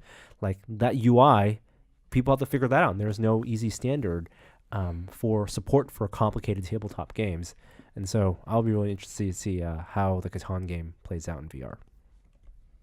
We need to pay our net neutrality tax because the internet sucks here today. Yeah. They heard what we were saying. I know.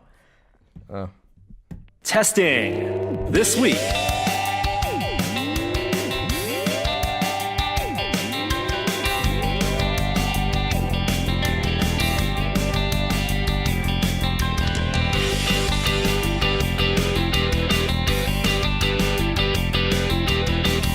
Hey, what have you guys been testing? I don't know. I'm finally kind of on board with the iPhone portrait mode stuff.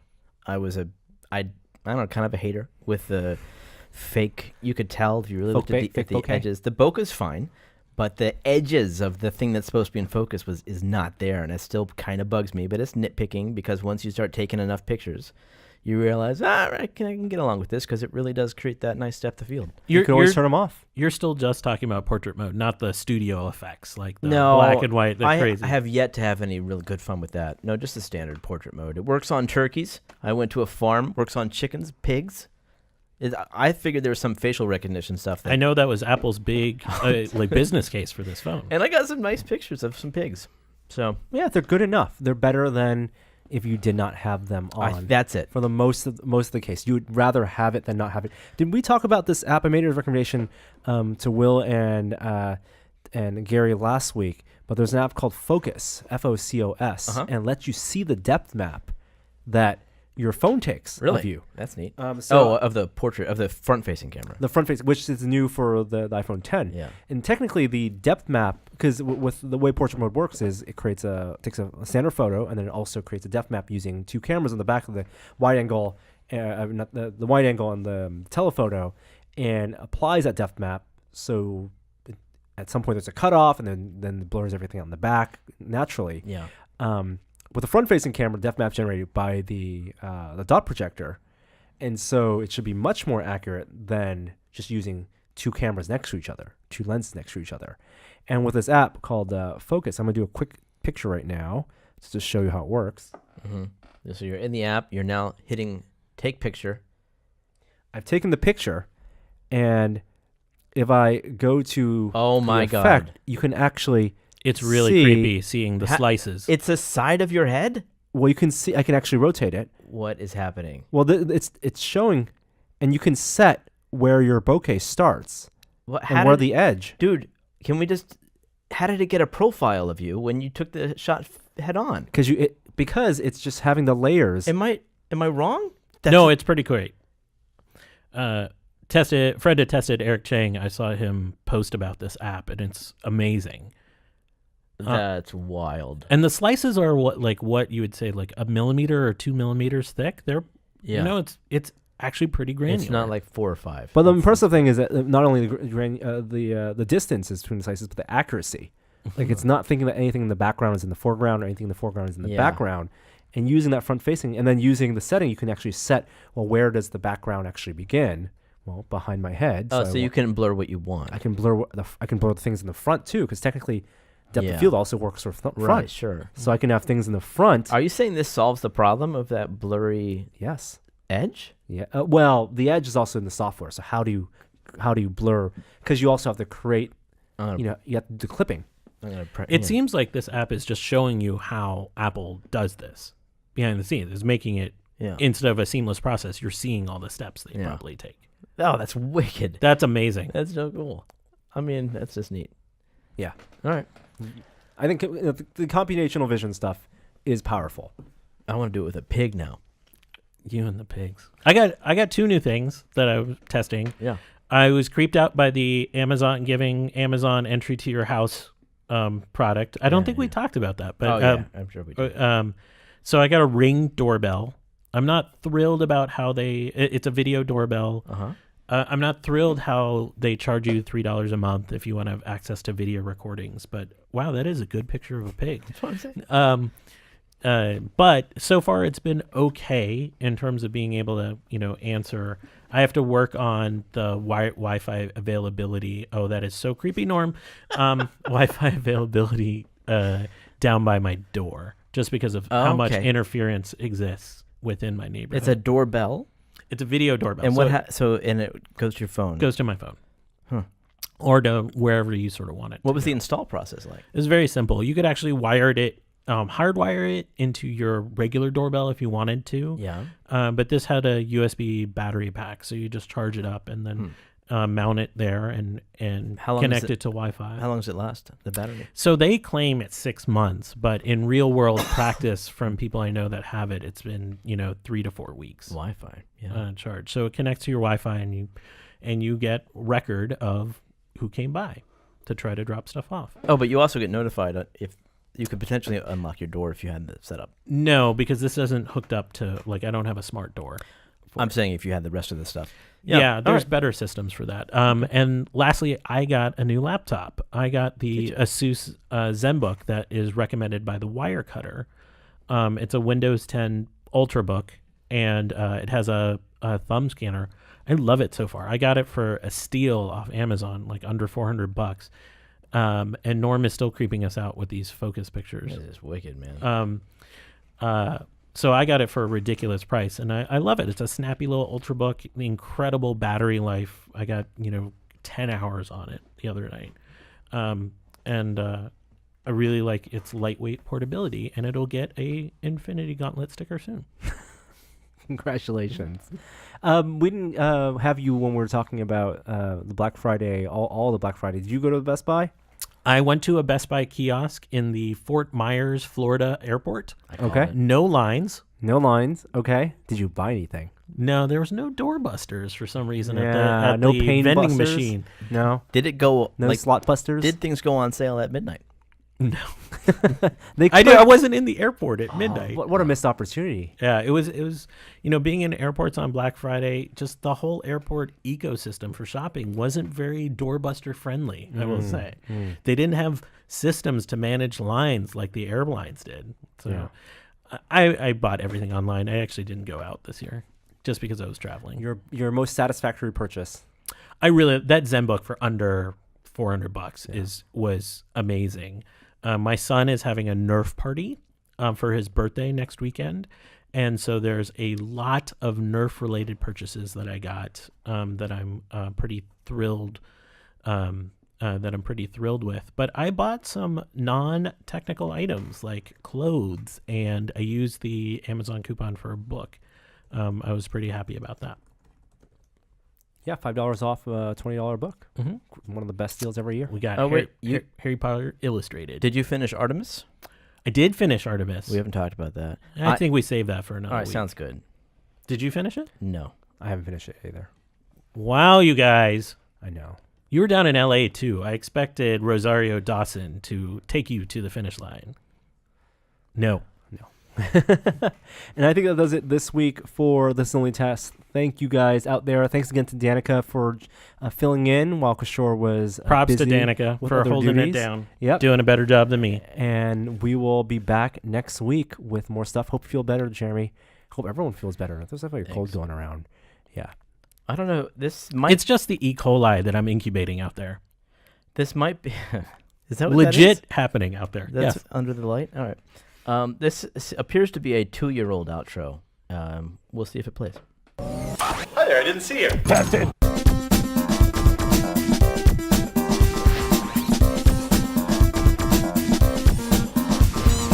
You know what else I do when I'm laying in bed? Every 30 days. I remember that. You gotta flip your pillow over. Change your sheets. That was when Norm was still Every- single. 3 days. I'm done. See ya.